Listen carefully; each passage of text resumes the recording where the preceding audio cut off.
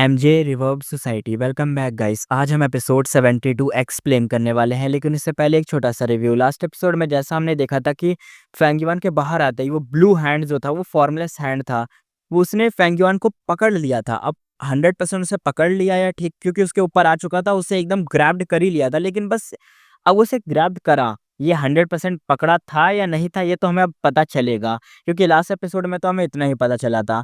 अब देखते हैं आगे, लेट्स स्टार्ट। एकदम अचानक से वो सिक्स फिंगर फॉर्मलेस हैंड सामने आया और फेंगयुआन बस अपना सर उठा ही पाया था कि वो जो लाइट ब्लू ग्लो उसके चेहरे पर एकदम पड़ रहा था, फेस पे एकदम चमक रहा था। उसकी आंखों के सामने वो चीज एकदम ह्यूज लाइट ब्लू हाथ उसके सामने था। वो फॉर्मलेस हाथ रुकने के मूड में तो बिल्कुल नहीं था, सीधा फेंगयुआन की तरफ ही बढ़ रहा था। पूरा बॉडी एकदम उसका ढक ही गया था कि एकदम मुंह के ऊपर ही था, बिल्कुल मुंह के ऊपर। ऐसा मान लो कितने इंचेस की दूरी होगी, ज्यादा से ज्यादा कुछ ही इंचेस की दूरी होगी, बस कुछ इंचेस की। ताई बादशाह एकदम घबरा के चला है, जूनियर ब्रदर। अगले ही सेकंड में वो सिक्स फिंगर फॉर्मलेस हैंड धीरे से खुल गया। फेंगयुआन की बॉडी अब 500 स्टेप दूर दिख रही थी। वो फॉर्मलेस हाथ बस हवा में ही पकड़ के, मतलब हवा में ऐसे आया था, वो पकड़ने वाला था, लेकिन फेंगयुआन वहां से गायब हो गया। और वो जो हाथ था उसने मुट्ठी तो बंद करी, लेकिन भाई वो पकड़ नहीं पाया उसको, और ऐसे ही बंद हो गया। और तभी हमें पता चला कि इसने कौन सा गू ऐसा यूज करा जिसकी वजह से अपना फेंगयुआन बच गया, जिसका नाम था फ्लैश बग्गू, जो उसने पहले भी यूज करा था। ये एक रेयर रैंक 5 का स्पेस पाथ मूवमेंट गो था। फेंगयुआन ने इसे ट्रेजर येलो हेवन में काफी स्ट्रगल करके खरीदा था।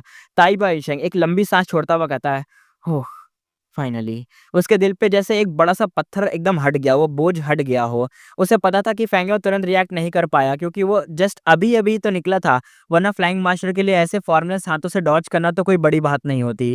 फेंगयुआन अंदर से कांपता हुआ कहता है, क्लोज कॉल था। उसकी बॉडी से एकदम ठंडे पसीने छूट रहे थे। उसके पास दूसरों के कंपैरिजन में ज्यादा अंडरस्टैंडिंग थी इन फॉर्मलेस हैंड्स की, और इसलिए उसकी रियल डेंजर भी लेवल उसे अच्छे से पता था कि कितना डेंजरस है। फेंगयुआन सोचता है, और हमें बताया जाता है कि जो फॉर्मलेस हैंड है ना, वो थीविंग हेवन डीमन वनरेबल का किलर मूव था। ओके, ऐसा वैसा नहीं, किलर मूव, समझ रहे हो? ये एक फिंगर से लेकर 9 फिंगर तक हो सकता था, और हर फिंगर की कैपेसिटी होती है रैंक 1 से रैंक 9 के गू को सीज करने की। इवन वाइटल गू तक को ये आसानी से ले सकता है।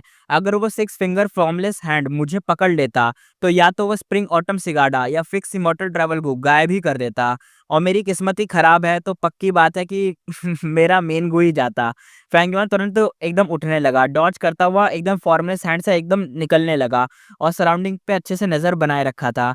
ट्रू इनहेरिटेंस के ड्यूल डोमेन पूरी तरह से भाई क्योस में मच चुका था। ट्रू इनहेरिटेंस जो मिट्योर्स थे ना, इधर से उधर गिरे जा रहे थे, और फॉर्मलेस हैंड भी हर तरफ इधर से उधर उड़े जा रहे थे। गू मास्टर इधर से उधर दिख रहे थे, कुछ फॉर्मलेस हैंड से बच भी रहे थे, कुछ अपने आप के गू खो भी चुके थे, और कुछ तो एकदम चीख चिल्ला रहे थे, और कुछ तो भाई एकदम पगला गए थे। गू चोरी हो गया तो पगला के अटैक करे जा रहे थे फॉर्मलेस हैंड पर। फेंगयुआन अपने माइंड में एकदम उसके कुछ आता है, फ्लैश होता है दिमाग में कुछ, लगता है सबको समझ आ गया है। जब भी एक फॉर्मलेस हैंड किसी गोवम को पकड़ता है तो वो अपना हाथ बंद करता है, और यही मोमेंट होता है जब उस पर अटैक किया जा सकता है। लेकिन जब वो ओपन होता है, यानी जब उसका पाम खुला होता है, एकदम ऐसे खुले हाथों के साथ आता है ना, तब उस पर तुम चाहे जो मर्जी अटैक कर लो भाई, कोई फ़ायदा नहीं होगा। सिर्फ़ एक ही ऑप्शन तुम्हारे पास बचता है, वो है बच जाना, यानी एकदम डॉज कर लो। डॉज करोगे तो ठीक है, अदरवाइज़ तुम गए। उसके दिमाग में सारी पुरानी नॉलेज वापस आने लगी थी। जो भी है फॉर्मूला सैंड के बारे में इन्फॉर्मेशन थी। पिछली लाइफ़ में मा होंग्यून ने जायंट्स एंड इमॉर्टल वनरेबल और थीविंग हेवन डीमन वनरेबल की इनहेरिटेंस ले ली थी, और उन्हीं से ये गू वॉर्म कैप्चरिंग टेक्नीक हासिल की थी। उसने ये मूव काफ़ी बार 5 रीज़न के ग्रेट बैटल में यूज़ किया था, और इसकी वजह से भाई कड़ी मतलब इतने कड़े-कड़े लेवल के जो अपोनेंट थे, यानी इतना मतलब इतने हार्ड बंदे थे, उन सबको भागना पड़ा था। क्योंकि कौन चाहेगा कि उसका मेन गू चोरी हो जाए, है ना? समझ रहे हो ना? क्योंकि अगर फिंगर ज़्यादा हुए तो भाई बड़े रैंक का गू जाएगा, और वाइटल गू गया तो तुम तो समझ ही जाओ, फिर बैकलैश होता है, इसलिए। इस वजह से फेंगयुआन ने इन हैंड्स को काफ़ी डीप रिसर्च भी करा था इनके बारे में। वो कंटिन्यूअसली डॉज करता रहा, फ्लैश बग गू, वाइंड फ्लावर गू, ईगल रेस गू, और भी कई गू यूज़ करा था। तब जाके वो सिक्स फिंगर फॉर्मलेस हैंड से काफ़ी डिस्टेंस बना पाया था। वो हाथ अब किसी और टारगेट की तरफ मूव कर रहा था। उसने इंस्टेंटली अपना जो मतलब मन था, उसका एक पार्ट भेजा अपने इमॉर्टल प्राइमेसी को चेक करने के लिए। ट्रू इनहेरिटेंस शेड्यूल डोमेन के अंदर अभी-अभी हेवन और अर्थ क्यूआई का मतलब रेसिड्यू चल रहा था। जब से फेंगयुआन ने स्टेप इन किया था, उसका इमॉर्टल प्रेमासी वो हेवन और अर्थ को एब्जॉर्ब करता जा रहा था और मैसिव स्पीड से ग्रो कर रहा था। थोड़ी देर में ही वो प्रेमासी करीबन 2000 किलोमीटर से भी ज़्यादा बढ़ चुका था और भी ज़्यादा वो ग्रो भी कर रहा था। साथ ही साथ अंदर का टाइम फ्लो भी चेंज हो रहा था। पहले जो रेशियो था 1.1 का, वो 6 गुना फास्ट हो गया था। फेंगुइन अचानक से काँपता हुआ उसका चेहरा सफ़ेद पड़ गया। वो कहता डैम इट!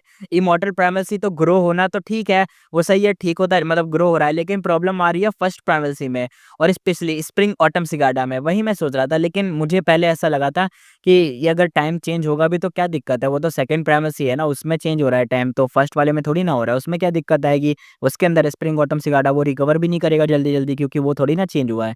लेकिन पता नहीं कैसे अब ये कह रहा है कि फर्स्ट प्राइमेसी में भी दिक्कत आ रही है और स्प्रिंग ऑटम सिगाडा में ही दिक्कत आ रही है, जो कि नहीं आनी चाहिए थी।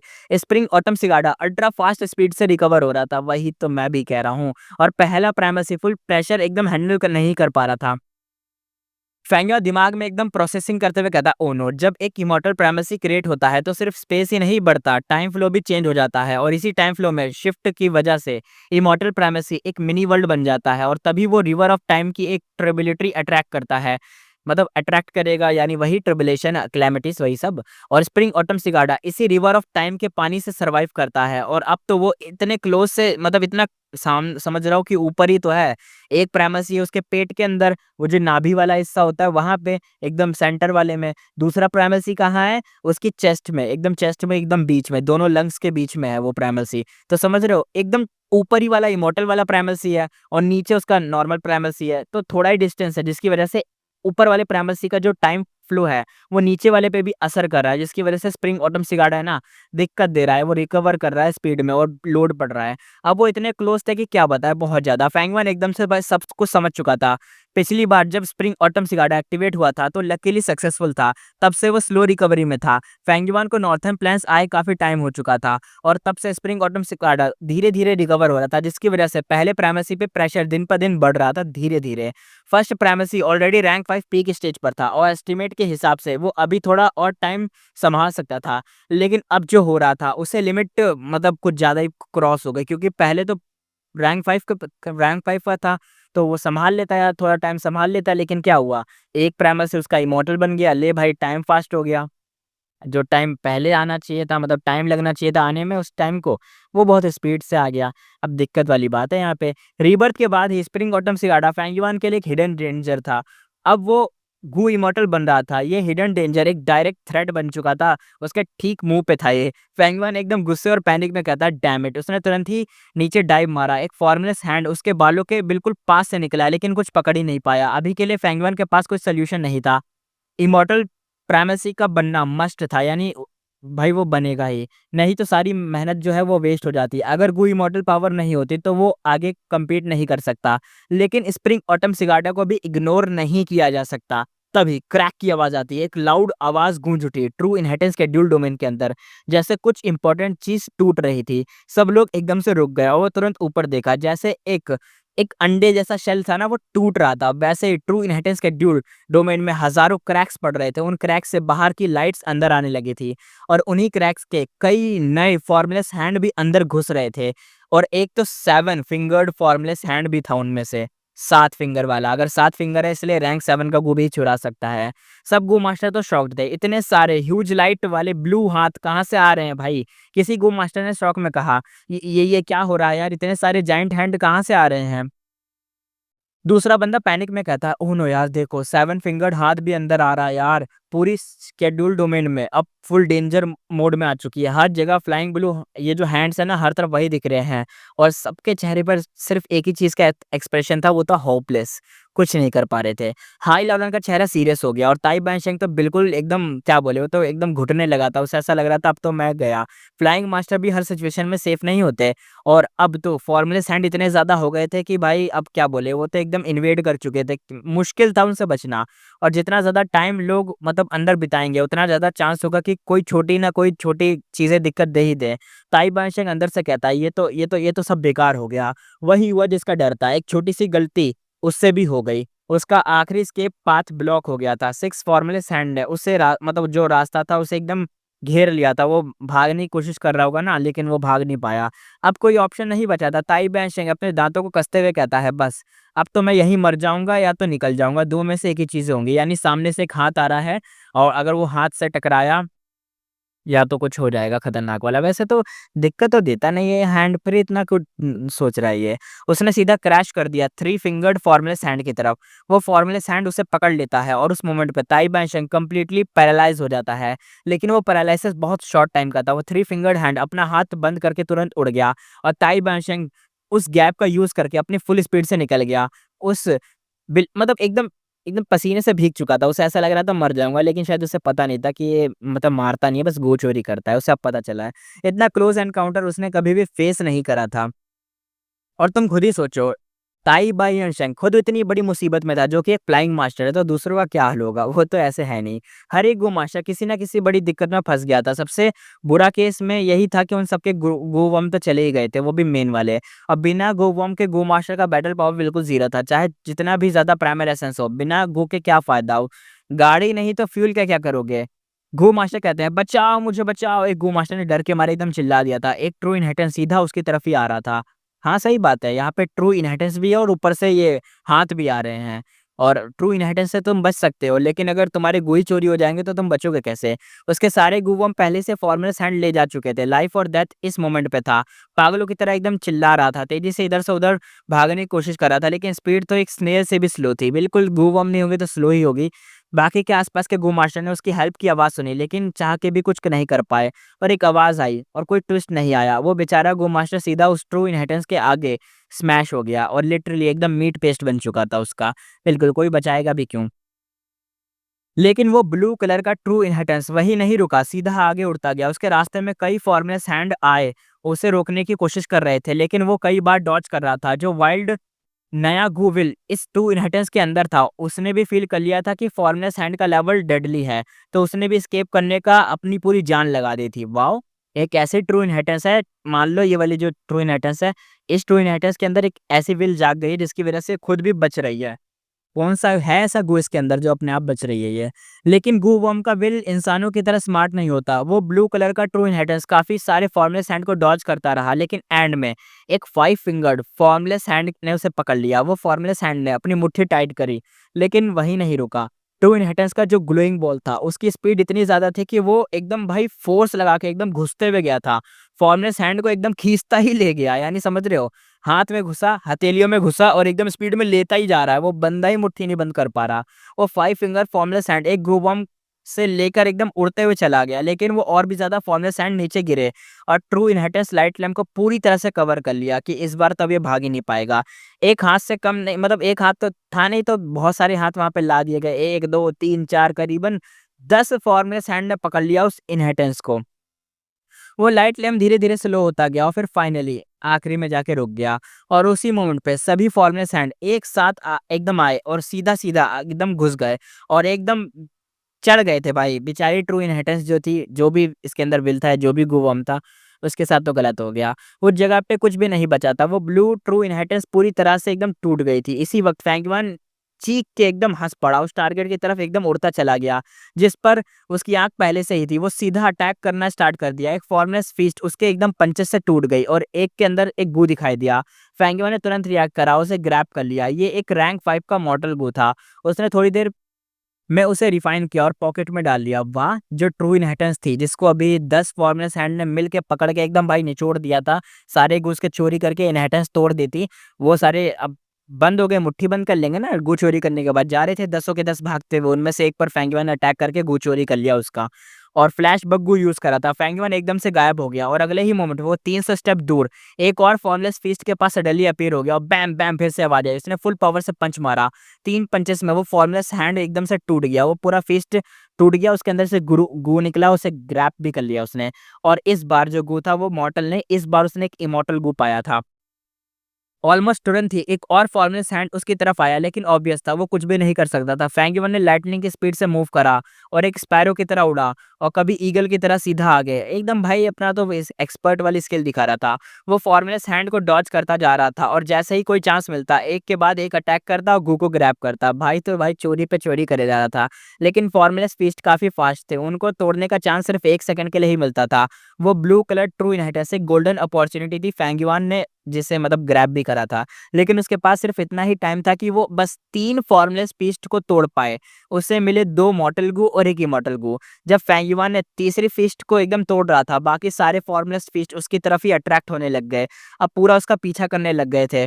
फैंगीवान कहता है सप्रेस, और उसने तुरंत ही अपना विल गू वॉर्म में डाला और ताकि टेम्परेली उसको सप्रेस कर सके। रिफाइन करके टाइम तो मतलब रिफाइन तो पूरा नहीं कर सकता था, टाइम नहीं था, इसलिए ये करा था। अचानक से फैंगीवान की आंखों के सामने ब्लू लाइट छा गई। शायद क्योंकि फैंगीवान थोड़ा सा एक्टिव हो गया था, तो एक साथ 8 फॉर्मलेस हैंड उस पर अटैक करने आ गए थे। फैंगीवान का दिल 1 सेकंड के लिए भाई स्किप हो गया और वो तुरंत डॉज किया और कभी रुकता, कभी मूव करता, कभी डायरेक्शन चेंज करता बार-बार। उसका विज़न एकदम क्रेज़ी हो गया था। 1 सेकंड में ऊपर, 1 सेकंड में नीचे, दूसरे सेकंड में इधर, कभी उधर। भाई तो एकदम इधर से उधर क्या बोले भाई, बड़ा खतरनाक सीन था। बहुत स्ट्रगल करने के बाद वो फाइनली फॉर्मलेस हैंड से छुटकारा पाया। उसने बस थोड़ा-सा ही ब्रीथ लिया ही था कि तभी हवा का साउंड आया। एक और फॉर्मलेस हैंड सीधा उसकी तरफ आ रहा था। फैंगमैन डॉज करने ही वाला था, लेकिन अगले ही सेकंड उसकी आंखें एकदम वाइडली ओपन हो गई। ये फॉर्मलेस हैंड नहीं था, बल्कि ये फॉर्मलेस फीस्ट था, यानी इसके अंदर पहले से गू होगा। फैंगमैन ने जोर से हंसा और अपने 6 विंग्स को फ्लैप करा। 6 विंग्स समझ रहे हो ना, पहले उसके पास 2 विंग्स थे, लेकिन उसने 3 गू यूज करे हैं फ्लाइंग वाले, तो 6 पंख आ गए, सिंपल सी बात है। और सीधा उस फीस्ट पे पंच मारा। वो फॉर्मलेस फीस्ट टूट गया और उसके अंदर से एक रैंक 5 का गू निकला। वो गूवर्म उसके हाथ में वाइब्रेट कर रहा था, स्ट्रगल कर रहा था, जैसे एस्केप करने की फुल कोशिश कर रहा हो। पेंगुइन ने तुरंत ही अपना विल उसमें भेजा और स्टार्ट करा, लेकिन सप्रेस नहीं हो पाया और तुरंत ही आईब्रोज को एकदम निचोड़ा और ऐसे देख रहा था। तब उसे समझ आया कि ये वाइल्ड गू तो नहीं है, किसी गू मास्टर का गूवर्म चोरी करके ये आ रहा था, तो इसने इसे ले लिया। क्योंकि इस गू में किसी और का विल था, इसे रिफाइन करना बहुत ज़्यादा मुश्किल था और इवन टेम्परेरी सप्रेस करना भी चैलेंज था। तो वो कहता है लेट गो ऑफ माई गू, यानी जिसका गू था, शायद उसकी आवाज़ आई यहाँ पे कि छोड़ दे मेरे गू को। और तभी एक फेमिलियर वॉइस आई, फैंगवन के कान में गूंज गई और फैंगवन ने उस डायरेक्शन में जब देखा तो तुरंत मुस्कुरा भी दिया, क्योंकि वो और कोई नहीं, हाई लाओलान था। फुल स्पीड में उसकी तरफ आ रहा था, काफ़ी एनर्जी से, एकदम पैनिक मोड में एकदम आ रहा था। उसकी नज़र फैंगवन के हाथ में उस गू पर टिकी हुई थी, बिल्कुल। और वो गू शायद उसका मेन वाला गू होगा, क्योंकि कई बार फॉर्मूला सैंड जो थे ना, इसका गू चोरी करके भाग गए हैं। सीन दिखाते हैं, हाई लालन भाई अपने दिल में एकदम नॉन-स्टॉप गुस्से भरे चेहरे को लेकर फुल फ्रस्ट्रेशन से एकदम भरा हुआ बंदा एकदम स्पीड में आ रहा था। उसकी बैटल स्ट्रेंथ तो भाई टॉप नॉच थी, साथ में एक ultra powerful strength path long range killer move भी था उसके पास। लेकिन प्रॉब्लम ये थी कि इसकी मूवमेंट एबिलिटी थोड़ी वीक थी और एक्चुअली देखा जाए तो हाई लेवल स्ट्रेंथ और डार्क पाथ दोनों में कल्टीवेट करता था और इन दोनों ही मतलब मूवमेंट के केस में काफ़ी एवरेज होते हैं। वैसे पावर ज़्यादा है, लेकिन मूवमेंट के मामले में दोनों पाथ ही थोड़े हक देते हैं। अब इस सीन में तो सिर्फ वही बच पा रहे थे जो एयर में फास्ट तरीके से मूव कर पाएँ, क्योंकि हाँ भाई, ये जो फॉर्मलेस हैंड हैं तो दिक्कत दे ही रहे हैं और इस वजह से हाई लॉरेंस सबसे बड़ी वीकनेस फुल एक्सपोज़ हो गई थी सबके सामने। फॉर्मलेस हैंड उसका पीछा कर रहे थे। फॉर्मलेस हैंड बिना रुके उसकी बॉडी के अंदर एक गू वर्म को स्नैच करते जा रहे थे। उसने काफ़ी सारे फॉर्मलेस हैंड डिस्ट्रॉय भी किए थे और कुछ को चेज़ भी करा था, लेकिन हर बार नए फॉर्मलेस हैंड आ जाते और उसके सारे गू वर्म को छीन लेते। यानी मतलब काफ़ी सारे उसके गू वर्म छीने जा रहे थे। लेकिन वो ऐसा नहीं है कि छिन रहे तो कुछ नहीं कर रहा, नहीं, वो फ़ीस्ट जो होते हैं, फ़ीस्ट बन जाते हैं तो तोड़ के अपना गू वर्म वापस भी ले रहा था। उसको पता था कि इस सीन में फैंगीवान क्लियर एक एडवांटेज में है, लेकिन फिर भी हाई लाओलन गिव अप नहीं कर सकता था, क्योंकि गू वॉर्म फैंगीवान ने जो पकड़ा था वो अनफॉर्चुनेटली हाई लाओलन का वाइटल गू था। वाइटल गू मतलब वो गू जो गू मास्टर की लाइफ से डायरेक्टली कनेक्टेड होता है। अगर वो गू डिस्ट्रॉय हो जाए तो गू मास्टर तुरंत ही सीरियस डैमेज ले लेता है। मतलब अभी फैंगीवान ने हाई लाओलन की सबसे बड़ी वीकनेस अपने हाथ में ले रखी थी। ये जो वाइटल गू था, इसका भी सीन फुल ड्रामेटिक था। वो कई बार पहले भी फॉर्मलेस हैंड के हाथ लग चुका था और हाई लाना हर बार उसे वापस एकदम छीन के लाता था। अगर काउंट करें तो ये करीबन छठी बार होगा जब ये गू छीना था इसका वाइटल वाला, और छठी बार वो लेके भी आया था। और बस इस बार एक गलती हो गई थी कि ये जो गू था वो छीनने तो वापस आ रहा था फॉर्मूला सैंड से, लेकिन वो फॉर्मूला सैंड फैंगवन के सामने आ गया। फैंगवन ने फॉर्मूला सैंड को तोड़ दिया, उसमें से गू निकाल लिया। अब ये सब देख लिया था हाई तो हाई की तो भाई क्या बोले, उसका तो काम तो हो ही जाएगा अब। अब जब उसका वाइटल गो एनीमे के हाथ में था तो ऑब्वियसली सिचुएशन काफ़ी सीरियस बन गई थी। उसे वापस लेना ज़रूरी हो गया था। फैंगवान की आँखों में एक शार्प और कोल्ड लाइट आ गई थी। उसे तो ये तो पता नहीं था कि ये रैंक 5 का गो हाई लेवल का वाइटल गो है, लेकिन हाई लेवल के बिहेवियर से वो ईज़िली समझ गया कि ये वाइटल गो है या नहीं, लेकिन ये गो काफ़ी इंपॉर्टेंट है। फैंगवान कहता, ओह! तुम्हें लगता है ये गो वापस मिलेगा? सपने देखते रहो। फैंगवान ने अपने 6 विंग्स एकदम फड़फड़ाए और एकदम हाई स्पीड में ऊपर उड़ गया और काफ़ी दूर तक फ्लाई कर गया। हाई लेवल पहले भी फैंगवान को मल्टीपल टाइम्स हंट कर चुका था, तो वो जानता था कि भाई ये कितनी दिक्कत है, लेकिन वो गुस्सा और नफ़रत तो फुल है उसके अंदर, फुल भरी है। लेकिन इस मोमेंट पे हाई लेवल को मारने का राइट टाइम नहीं था, यानी वो भी मारेगा या नहीं मारेगा ये नहीं पता, अपने फैंगवान का बताया जा रहा है ये। फॉर्मलेस हैंड अब इतने ज़्यादा हो गए थे कि फैंगवान को उनसे बचना भी मुश्किल हो गया था। अगर वो अभी फाइट करता तो चाहे जीत जाए, लेकिन प्राइस तो चुकाना पड़ता। और ऊपर से हाई लेवल उनके पास great strength, true martial physique था। अगर वो मतलब इस चीज़ को लेके भी कंसर्न्ड है, क्योंकि अगर वो सेल्फ डिटोनेट कर गया, यानी सेल्फ डिस्ट्रक्ट हो गया, तो फैंगवान के लिए तो सीन भाई खतरनाक हो जाएगा। फैंगमैन कहता है, देखते हैं ये कब तक मेरा पीछा करता है। उसने गुस्से में एकदम देखा और अपने हाथ में जो रेस्टलेस गू था उसे ज़बरदस्ती सप्रेस करा। थोड़ी देर बाद फैंगमैन ने हाई लेवल को शेक ऑफ कर दिया। फॉर्मलेस हैंड से डॉज करते-करते उसने अपनी जो उसका मन होता है ना, एक पार्ट का हिस्सा, जो एक विल का हिस्सा होता है, अपने इमॉर्टल प्राइमेसी में भेजा। इमॉर्टल प्राइमेसी में नॉन-स्टॉप एकदम वो ग्रो पे ग्रो करे जा रहा था। जब से फैंगमैन ताई बायाशिंग के इमॉर्टल प्राइमेसी से निकला था, तब से उसका प्राइमेसी हेवन और अर्थ की को एब्ज़ॉर्ब कर रहा था। और अब ये ऑलरेडी 2600 किलोमीटर तक पहुँच चुका था, उससे भी ज़्यादा। स्काई में ऑरेंज येलो रंग था, ग्राउंड पे शार्प व्हाइट स्टोन माउंटेन्स थे। उनका मतलब बायोम भी बड़ा काफ़ी मतलब रफ़ टाइप का था, एकदम खुरखुरा-सा। और इमॉर्टल प्राइमेसी का जो बायोम था, गू मास्टर के पाथ, उसकी पर्सनैलिटी और उसके समझ के बेसिस पे ही होता है। ये पहली बार था फैंगीवान एक स्ट्रेंथ पाथ गू इमॉर्टल बना था। अभी बस उसे थोड़ा बेसिक अंडरस्टैंडिंग थी और डीप रिसर्च तो फुल फ्यूचर में ही करता वो, बाद में ही करेगा। फैंगीवान कहता है, टाइम फ्लो रेशियो अब 112 तक पहुँच गया है। बाहर की दुनिया का 1 दिन और अंदर 12 दिन के बराबर हो गया है। खतरनाक है भाई। ग्रोथ रेट धीरे-धीरे स्लो हो रहा है। फैंगीवान ने कैलकुलेट करा। तब तक वो ट्रू इनहेरिटेंस डोमेन के सारे हेवन और अर्थ क्यूआई लगभग एब्ज़ॉर्ब कर चुका था। अब उसके लिए सबसे इम्पोर्टेंट काम था इमॉर्टल प्राइमेसी को कंप्लीटली स्टेबलाइज़ करना, और उसके पास फुल गू इमॉर्टल बैटल स्ट्रेंथ आ जाएगी और वो पूरा गेम ही चेंज कर सकता था। हाई लेवल गुस्से में चिल्लाते हुए कहता है, मेरे गू को थोड़े टाइम के लिए रख ले, लेकिन मैं वापस ले लूँगा नो मैटर व्हाट। लेकिन रियलिटी ये थी कि हाई लेवल बस हेल्पलेसली फैंगीवान को दूर जाते देख रहा था। फॉर्मलेस हैंड ने उसका चेस कर रखा था और मुश्किल था उससे बचना, लेकिन फिर भी बच रहे थे। उसने ऑलरेडी काफ़ी गूवॉर्म लूज़ किए थे। अब उसके लिए डॉज करना ही टफ हो गया था, और इसीलिए अगर उसे ऐसे उसने चेस कंटिन्यू कर दिया, फैंगीवान का पीछा करता रहा, तो भाई फैंगीवान तो देखो बच जाएगा। उसके पास स्पेस पाथ का गू है, 300 स्टेप दूर चला जाएगा अगर ज़्यादा दिक्कत आ गई, वरना वो फ्लाइंग मास्टर है तो ऊपर से बच ही जाएगा। तो लेकिन ये कैसे बचेगा हाई लाओलान, इसके तो गू भी जा रहे हैं ऊपर से। और अगर फैंगीवान को ये आइडिया लग जाता उसका ये वाइटल गू है, तो सिचुएशन फुल एकदम खराब हो जाती। हाई लेवल मन में सोचता हुआ कहता है, अब मुझे बस अपने वाइटल गू के कनेक्शन का यूज़ करना पड़ेगा। धीरे-धीरे उसके पास पहुँचना होगा और फॉर्मलेस हैंड को डॉज करता हुआ वो एकदम जब चांस मिलेगा तब जाके एकदम एम्बुश कर देगा, यानी पीछे से अटैक करेगा। उसने गुस्से से अपने दाँतों को एकदम कस लिया था, एकदम क्रैकिंग की साउंड आ रही थी और मन में हर टाइप की स्ट्रैटेजी सोचने लग गया था। फॉर्मलेस हैंड गू बॉम्ब को ग्रैब तो कर सकते हैं, लेकिन रिफाइन नहीं कर सकते।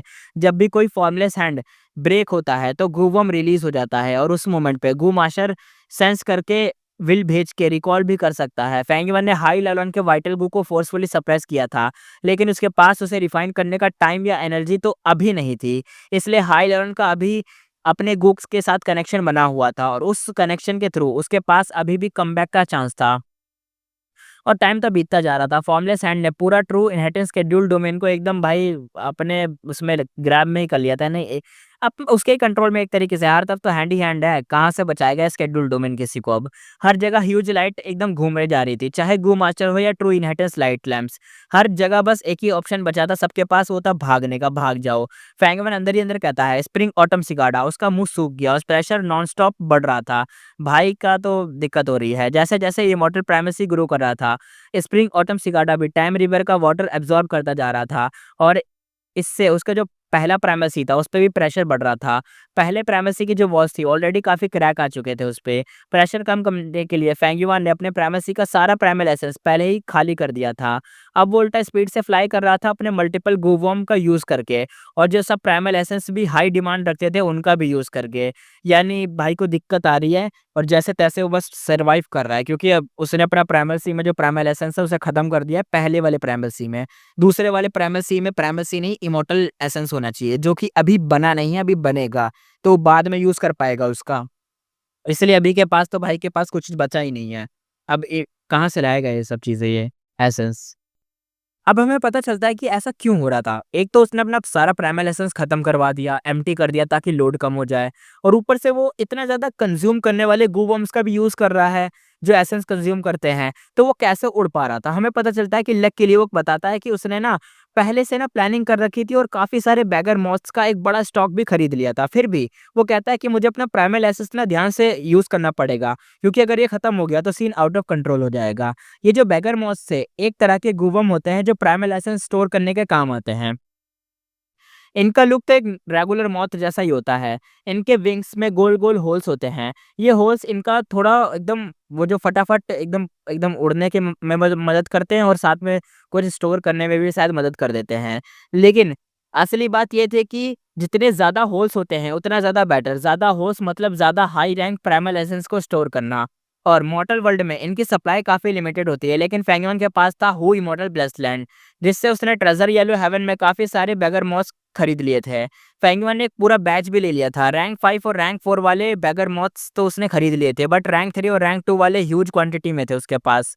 फेंगमैन के पास लगभग 1000 बैगर मॉथ्स थे। उनमें से ऑलमोस्ट सब उसने मतलब अपने साथ काम में लगा लिए थे। नॉर्मल मॉर्टल्स तो इनके उनको खरीद ही नहीं सकते। उनके लिए गूवर्म को रेज़ करना ही मुश्किल होता है, लेकिन फेंगमैन के पास गू इमॉर्टल का रिसोर्स सिस्टम था, तो इसलिए उसके लिए ये सब ईज़ी था। बैगर मॉथ्स ही नहीं, उसके पास एक्स्ट्रा ईगल रेस गू भी थे, उड़ने के लिए कभी भी काम आने वाले, जो उसने कई बार यूज़ भी करा है। फेंगमा ने एक ईगल रेस गू को थोड़ा-सा टाइम यूज़ करता, फिर हटाकर दोबारा एक्टिवेट करता। उसके बैक पर 6 विंग्स दिख रहे थे, जो लग रहा था कि 3 बार उसने गू यूज़ करा है, जिसकी वजह से ऐसा हो रहा था। असल में वो ना 12 से ज़्यादा ईगल गू को रोटेशन में यूज़ कर रहा था, यानी एक के बाद एक, फिर रोटेट ले रहा था, यानी रोटेशन पे यूज़ करे जा रहा था। ये सब करना पड़ रहा था बिकॉज़ ऑफ हेवन और अर्थ क्यूआई की वजह से। ऐसे एनवायरनमेंट में गो का यूज़ करने से हेवन और अर्थ क्यूआई का बैकलैश आता है, और अगर गो ज़्यादा देर तक यूज़ हों तो वो डिस्ट्रॉय भी हो सकते हैं। फेंगयुआन का इमॉर्टल प्राइमेसी ग्रो कर रहा था, जिस वजह से हेवन और अर्थ क्यूआई का फुल एकदम फोकस उसी पे था, और अगर गो यूज़ करा तो बैकलैश का फोर्स भी ज़्यादा पड़ता। इसलिए वो ईगल रेस गो को रोटेट करके यूज़ कर रहा था। बार-बार एक हटा दे रहा था, जैसे ही असर हो रहा है उसको हटा के दूसरा यूज़ कर रहा है, फिर उसका असर खत्म हो जा रहा है, फिर वापस से वही ले आ रहा है। और ये सब पॉसिबल हो पा रहा था सिर्फ हुई मॉडल बेसलैंड के रिसोर्स की वजह से। गुई मॉडल के पास इतनी बड़ी फ्लेक्सिबिलिटी जो होती है।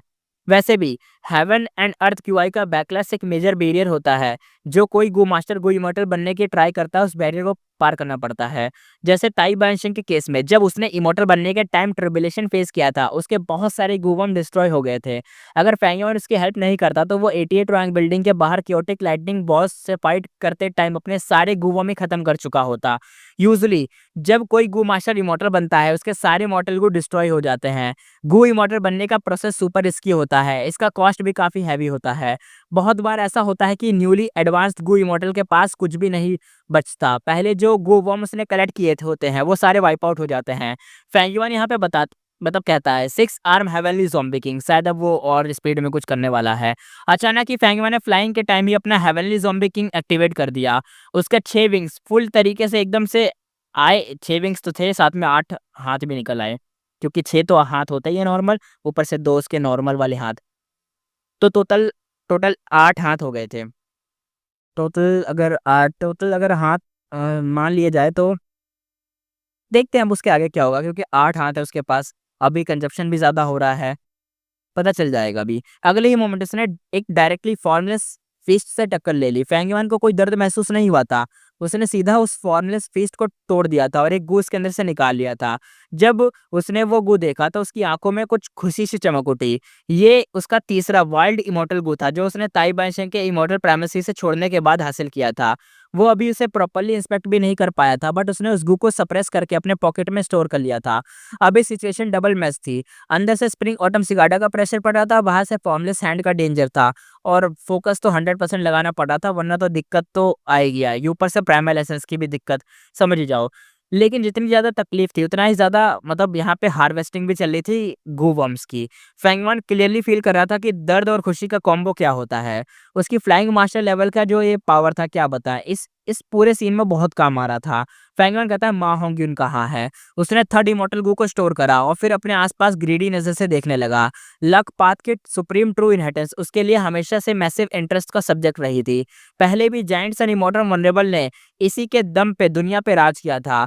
पिछले टाइम तक फैंगमान के पास इस लक पाथ इनहेरिटेंस को हासिल करने का कोई और ऑप्शन नहीं था, बट अब फॉर्मलेस हैंड की हेल्प से वो लक पाथ के गू वर्म्स को ग्रैब कर सकता था।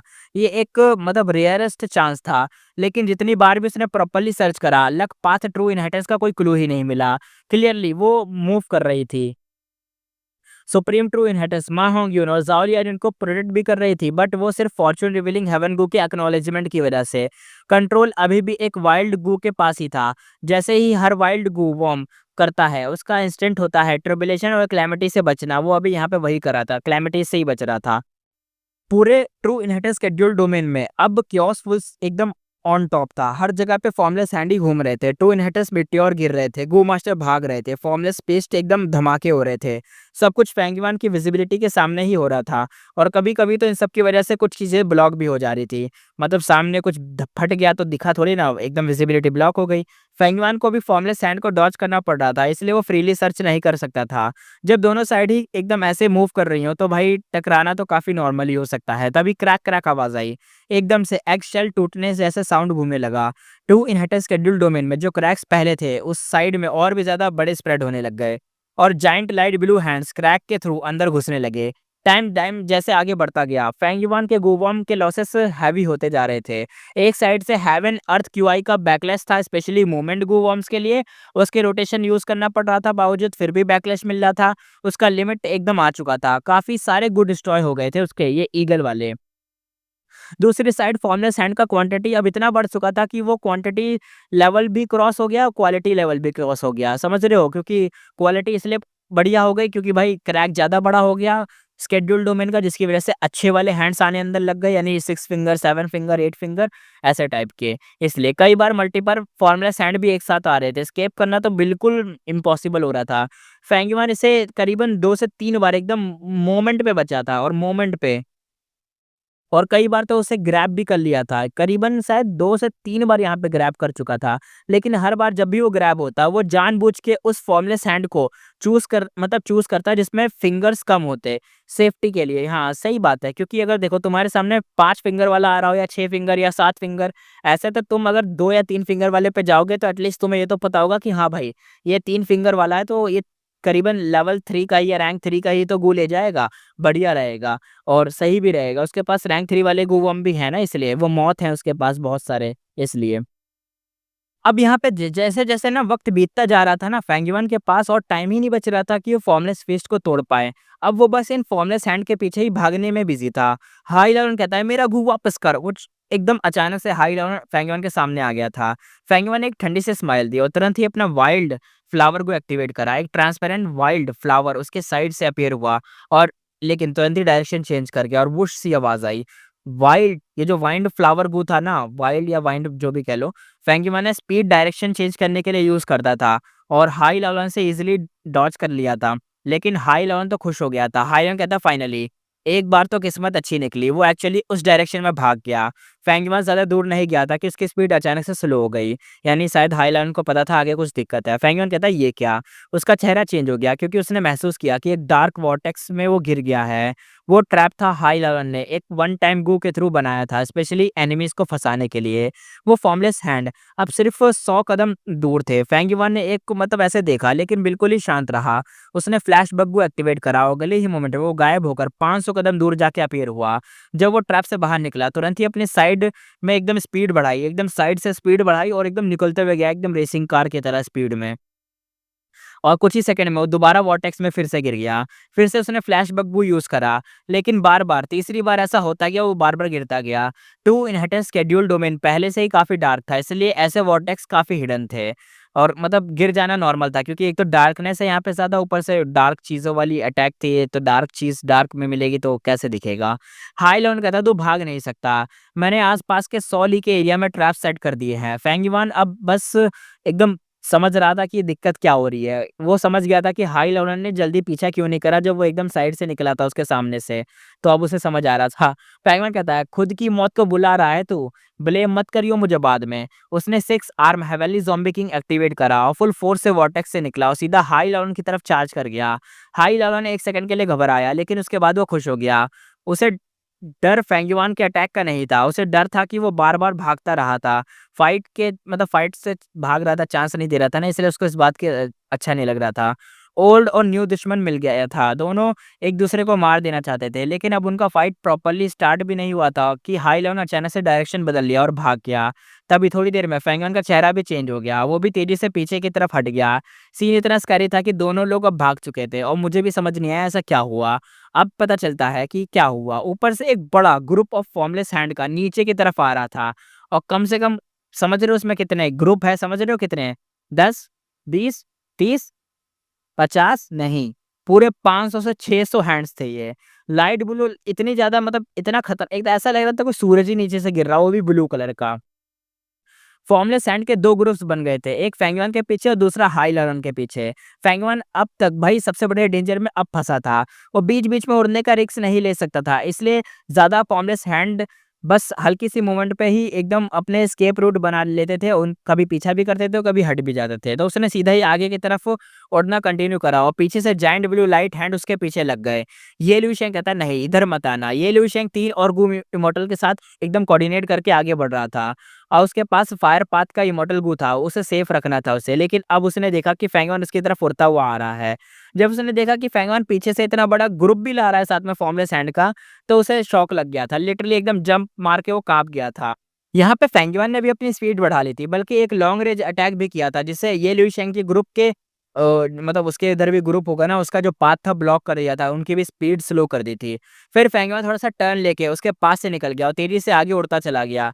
ये लुई शेंग का ग्रुप फुल पावर में भाग रहा था। क्लियरली इतना भी इनफ नहीं था जितना वो लगा रहे थे। ये लुई शेंग कहता है, नहीं, उस अनलकी ये लुई शेंग जो लीडर था वहाँ पे चीख निकल गई थी ये सब देखने के बाद, क्योंकि उसके पीछे ना हंड्रेड्स ऑफ फॉर्मलेस हैंड आ रहे थे। जैसे कोई एकदम तूफान आ रहा हो उसके पीछे एकदम आ रहा था। ये लुई शेंग का ग्रुप वहीं पे एकदम खड़े के खड़े रह गया, एकदम एक्सप्रेशनलेस, टोटली ब्लैंक था। सिर्फ कुछ ही ब्रेथ्स में उनके सारे गुवम एकदम छीन लिए गए। 1 सेकंड में वो बिल्कुल ज़ीरो बन गए। उनके प्राइमेसी में प्राइमल एसेंस तो बचा था, लेकिन गुवम कुछ भी नहीं थे। ये लिu शेंग मन में कहता है, अब मैं सुप्रीम ट्राइब, यानी अब मैं मेन ट्राइब में सुप्रीम, मतलब क्या बोलेगा, एल्डर को क्या बोलेगा, क्योंकि उसमें जो सुप्रीम एल्डर था उसने उसको दिया था ना इमॉर्टल गू, भी शायद उसका चला गया। उसका फायर पाथ इमॉर्टल गू एक्चुअली ये लिu शेंग के सुप्रीम एल्डर ने दिया था। ये लिu शेंग ने मतलब उनसे लिया होगा, लेके आया होगा यहाँ के लिए, लेकिन क्या बोले अब तो चला गया। इंपीरियल कोर्ट कॉन्टेस्ट जीतने के लिए दिया था, लेकिन भाई ने तो गँवा दिया। इमॉर्टल गू की वैल्यू तो भाई ऑब्वियसली ज़्यादा ही होती है। ये लिu शेंग कॉन्टेस्ट से तो हार गया था, लेकिन उसने इमॉर्टल गू को बचाने के लिए हाई लेवल के साथ देने का मतलब वो ले लिया था कि चलो उसके साथ मिल जाते हैं, एटलीस्ट इमॉर्टल गू भी बच जाएगा और क्या पता अंदर जाके मतलब कोई ना कोई थोड़ा बहुत तो फ़ायदा हो ही जाए, क्योंकि भाई फ़ायदा सबको हो रहा था वहाँ पे। लेकिन अब क्या कहें, अब तो सिर्फ़ इसलिए क्योंकि फेंग युआन ने उसके पास डिज़ास्टर खींच के लाया था, उसका इमॉर्टल गू भी चला गया था। फेंग युआन तेज़ी से फ्लाई करता रहा, पीछे देखा तो रिलीफ फ़ील हुआ क्योंकि फॉर्मलेस हैंड अब कम हो गए थे। इसका क्रेडिट ये लिu शेंग के ग्रुप को जाता है। फेंग युआन अब होप दिख रही थी उसको कि वो अब काफ़ी कम हो चुके हैं, तो धीरे-धीरे वो भी और कम हो जाएँगे। बस एक ही वे था, डिज़ास्टर को दूसरों पे मतलब डाइवर्ट कर दो, खुद बच जाओ। उसके पास फ्लाइंग मास्टर का तो स्किल था ही, लेकिन दूसरों के पास तो नहीं था। फेंग युआन कहता है, हैं? वो क्या है? यहाँ पे फेंग युआन ने फाइनली मा होंग्यून को ट्रेस कर लिया था। और लकपात का जो सुप्रीम ट्रू इनहेरिटेंस था मा होंगिन और ज़ाओ लियान को शील्ड कर रहा था और काफ़ी सारे फॉर्मलेस हैंड से बच के उड़ता जा रहा था। हाँ, लेकिन फेंग युआन के कंपैरिजन में उसके पीछे का ग्रुप काफ़ी छोटा था। बिना किसी हेजिटेशन के फेंग युआन मा होंगिन की तरफ फ्लाई कर गया। लकपात ट्रू इनहेरिटेंस ने एक बड़ा डेंजर सेंस किया और एक्टिवली भाई डायरेक्शन चेंज कर दिया, लेकिन फेंग युआन ने चेस करना कंटिन्यू रखा। फेंग युआन के पीछे फॉर्मलेस हैंड पड़े हैं और फेंग युआन पड़ा है मा होंगिन के पीछे और मा होंगिन के पीछे भी फॉर्मलेस हैंड पड़े हुए थे। मा होंगिन अंदर से चिल्लाते हुए कहता है, प्लीज प्लीज हमें जाने दो यार, मैं हाथ जोड़ता हूँ, हमें जाने दो। जाओ लियन यहाँ पे जाओ लियन कहती है, मत आओ यार, मत आओ, प्लीज मत आओ। वो दोनों लेजिटली एकदम डर गए थे, कांप रहे थे वो दोनों। लेकिन हम तो जानते हैं फेंग यून का दिल भाई लोहे जैसा सख्त था और उसके मन तो एकदम भाई बर्फ जैसा कोल्ड, यानी समझ रहे हो ना कोल्ड लुक कितना ज्यादा खतरनाक है भाई का। वो कहाँ से सब सुनने वाला है। उसकी स्पीड अचानक से और तेज हो गई। उसने एक परफेक्ट एकदम आर्क बनाते हुए एकदम स्पीड से लक पाथ ट्रू इनहेरिटेंस के बिल्कुल पास से निकल गया। फॉर्मलेस हैंड बिल्कुल उसके तुरंत लक पाथ ट्रू इनहेरिटेंस के ऑरा को अटैच हो गए और सीधा उसकी तरफ बढ़ गए। फेंग यून के पीछे से उसकी तरफ आ गए लक पाथ की तरफ। और मा होंगिन और ज़ाओ लियन दोनों के चेहरे एकदम से सफेद हो गए। सामने कई 100 फॉर्मलेस हैंड उसके पीछे एकदम आ रहे थे और एस्केप रूट भी धीरे-धीरे ब्लॉक पड़ रहा था। मा होंगिन कहता है, हम तो गए, लेकिन ये हम तो गए तो इसने बोल लिया, लेकिन भाई ये लक का बच्चा है, इसके साथ फिर से कुछ होगा। फेंगा जोर से हँसा हुआ कहता है, हा हा हा हा, luck path supreme true inheritance. वो बिल्कुल सर्कल में घूम कर वापस से फ्लाई करने लगा था। फेंगवन अंदर ही अंदर कहता है, मेरा इमॉर्टल प्राइमेसी अब बस फॉर्म होने ही वाला है, परफेक्ट टाइमिंग है। अब इसे यूज करके मैं लक पाथ ट्रू इनहेरिटेंस को स्टोर कर सकता हूँ। उसकी आंखों में इंटेंस एक्साइटमेंट थी। लक पाथ ट्रू इनहेरिटेंस के आसपास मतलब एक मैंड्रेट फॉर्मलेस हैंड उसके एकदम ऐसा लग रहा था कि जैसे उसे पकड़ेंगे, पकड़ने के बाद वो घूमेगा, फेंगन उसको मारेगा, उससे गूल निकाल लेगा। ये सोच रहा था और उसके आस-पास का जो ऑरा था वो भी देख पा रहा था, क्योंकि भाई जो लक पास का जो ट्रू इनहेरिटेंस है वो तो उसे प्रोटेक्ट भी कर रहा है ना, इसलिए ऑरा भी रिलीज़ कर रहा था। लेकिन क्या होता है, वूश-वूश आवाज़ आती है, काफ़ी सारे फॉर्मलेस फीस्ट उड़ते हुए भागने लगे। फेंगियो ने अपने सारे मेथड्स लगा दिए थे उन गू को कैप्चर करने के लिए। 1, 2, 5, 6 देखते-देखते बहुत सारे करीबन 10 के पार चली गई काउंटिंग। फेंगियो को पता था कि वो सारे के सारे लकपाथ गूवर्म नहीं पकड़ पाएगा, बट इतना भी मिल जाए कि मेन मतलब काम हो जाए, इतना मिल जाए बस, वो सोच रहा था। फेंगियो कहता है, वेट अ सेकंड, ये 6 फिंगर्ड फॉर्मलेस फीस्ट है ना, उसने अचानक से एक बड़ा टारगेट स्पॉट करा था, क्योंकि हम जानते हैं जितने ज़्यादा फिंगर होंगे उस फिंगर के अंदर उतना ही खतरनाक गूवर्म भी हो सकता है, क्योंकि वो 1 से लेके 6 तक को स्टोर कर सकता है, तो ज़रूरी नहीं है 6 ही हो, उसके अंदर 5 भी हो सकता है। लेकिन उसने स्पॉट तो कर लिया था कि ये 6 वाला है, तो हो सकता है इसमें 6 भी हो, 6 रैंक वाला हो, और उसने स्पॉट कर लिया था। अब वो अचानक से जब टारगेट स्पॉट करा तो वो एकदम उसके क्लियर हो गया था कि इसको ही पकड़ना है। फेंग युआन की आंखें एकदम लाल हो गई, सांस तेज हो गई, पूरी स्ट्रेंथ लगा के उस 6 फिंगर्ड फिस्ट को पीछा करने लगा। फेंग युआन ने 6 arm heavenly zombie king form activate किया था, सीधा उस फिस्ट पे एकदम टूट पड़ा और 6 आर्म से सीधा पंच वंच मारे, एकदम तूफान की तरह एकदम टूट पड़ा, एकदम भाई मार काट मचा दी भाई ने। फॉर्मलेस फिस्ट एकदम से टूट गया और बिल्कुल उसकी एक्सपेक्टेशन के हिसाब से अंदर से एक लक पाथ का इमॉर्टल गो निकल गया। फेंग युआन कहता, वाह, मज़ा आ गया। बिल्कुल भाई, मुझे भी मज़ा आ गया। वो तेज़ी से उस गू को ग्रैब कर गया, लेकिन उसी मोमेंट पे एक 6 फिंगर्ड फॉर्मलेस हैंड सीधा उसकी तरफ आया और उसे पकड़ लिया। टाइमिंग इतनी परफेक्ट थी कि फेंगुआ थोड़ा रिलैक्स्ड मतलब फ़ील हुआ ही था, उसे रिलैक्स्ड अच्छा करा ही था उसने, और उसी के चक्कर में गार्ड डाउन हो गया, तो भाई को पकड़ लिया गया। रिएक्शन उसका भी दुःख वाला था।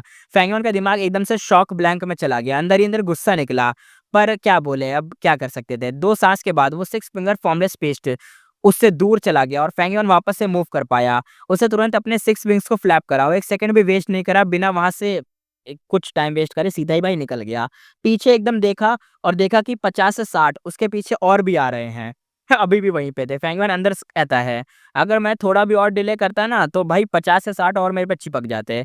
उसका तो भाई क्या बोले, एकदम पसीने-पसीने हो गया था। उसकी बॉडी उसने चेक करी और जो मिला उसका मूड टोटली डाउन हो गया। यानी कुछ तो गया था अच्छा वाला। जो गू छिन गया था वो और कोई नहीं, इमॉर्टल गू था जो उसने जस्ट अभी कैप्चर किया था। वो स्प्रिंग ऑटम सिगाडा नहीं था। वो जस्ट कैप्चर किया गया गू था, यानी जो उसका वाला गो था, यानी ये वाला नहीं कि जो लक वाला मिला है, नहीं, उसका गया है फिक्स इमॉर्टल ट्रैवल गो, समझ रहे हो ना? फैंगमैन कहता है, भाई क्या बोलूँ मैं, मेरा घटिया चूतिया लक क्या बताऊँ मैं, फिक्स इमॉर्टल ट्रैवल गो चला गया। फिक्स इमॉर्टल ट्रैवल गो उसका प्राइमर मेथड था यहाँ से निकलने का और हुई इमॉर्टल ब्लेसलैंड में वापस जाने का। अब उसे वापस लेना ही पड़ेगा। फैंगमैन ने टेम्परेरी लक पाथ ट्रू ये जो इमॉर्टल वो था ना उसको रख लिया कि बाद में इसको देख लेंगे यार, ये लक वाली चीज़ को, पहले अपना फिक्स इमॉर्टल ट्रैवल गो को पकड़ते हैं। सीधा उसका पीछा करना शुरू कर दिया। फेंगवन अंदर से कहता है, जब नदी के किनारे चलोगे तो कभी ना कभी तो भाई पैर भीग ही जाएंगे। सही बात कह रहा है। लकीली चेस के दौरान ही उसका इमॉर्टल प्राइमेसी अब स्टेबल हो गया था। फेंगयुआन का ये रिस्क अटेम्प्ट गो इमॉर्टल बनने का फाइनली सक्सेसफुल हो गया था और वो पक्का पक्का एक कन्वर्ट हो चुका था। अब हमें पता चलता है इस मोमेंट पे वो ऑफिशियली स्ट्रेंथ पाथ गो इमॉर्टल बन चुका था। उसका स्ट्रेंथ पाथ इमॉर्टल प्राइमेसी काफी बड़ा था, लगभग 3500 किलोमीटर का एरिया था। आसमान ऑरेंज कलर का था और नीचे व्हाइट स्टोन के बड़े बड़े एकदम पत्थर थे, सीधा एकदम बड़े बड़े पहाड़ टाइप के लग रहे थे, जहाँ घास पत्ते भी उगे हुए थे। रिवर ऑफ टाइम का एक इनविजिबल ट्रिबिलिटी खींच के उस इमॉर्टल प्राइमेसी के ब्लेस लैंड में ले गया था, जिससे छोटी सी दुनिया स्मूथली चल रही थी। बाहर की दुनिया के कंपैरिजन में यहाँ का टाइम फ्लो 116 था, यानी बाहर की दुनिया में अगर 1 होगा तो अंदर 6 दिन के हिसाब से कुछ ऐसी ही बात है। देखते हैं सबसे इंपॉर्टेंट बात, उसके पास ना करीबन 22 ग्रीन ग्रेप इमॉर्टल एसेंस के बीट्स थे, 22 थे और 16 दिन के हिसाब से ही टाइम था, यानी अंदर अगर तुमने 1 दिन बिताया तो बाहर 16 दिन गुजर चुके होंगे। फैंगवन अंदर ही अंदर कहता है ये मीडियम ग्रेड का ब्लेस लैंड है। जब कोई गू इमॉर्टल मतलब जब कोई गू मास्टर एक गू इमॉर्टल बनता है ना, तो उसका जो प्राइमेसी होता है वो 3 ग्रेड में डिवाइड होता है। पहला होता है स्मॉल ब्लेस लैंड, जिसमें करीबन बताया गया है 2000 किलोमीटर का साइज होता है।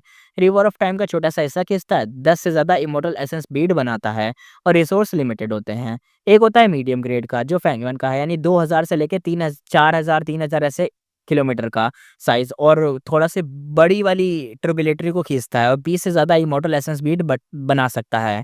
और तीसरा और लास्ट हाई ग्रेड का 4000 से 6000 किलोमीटर का एरिया होता है, बड़ा ट्रिबुलेटरी खींचता है, 30 से ज़्यादा इमॉर्टल बीड बना सकता है।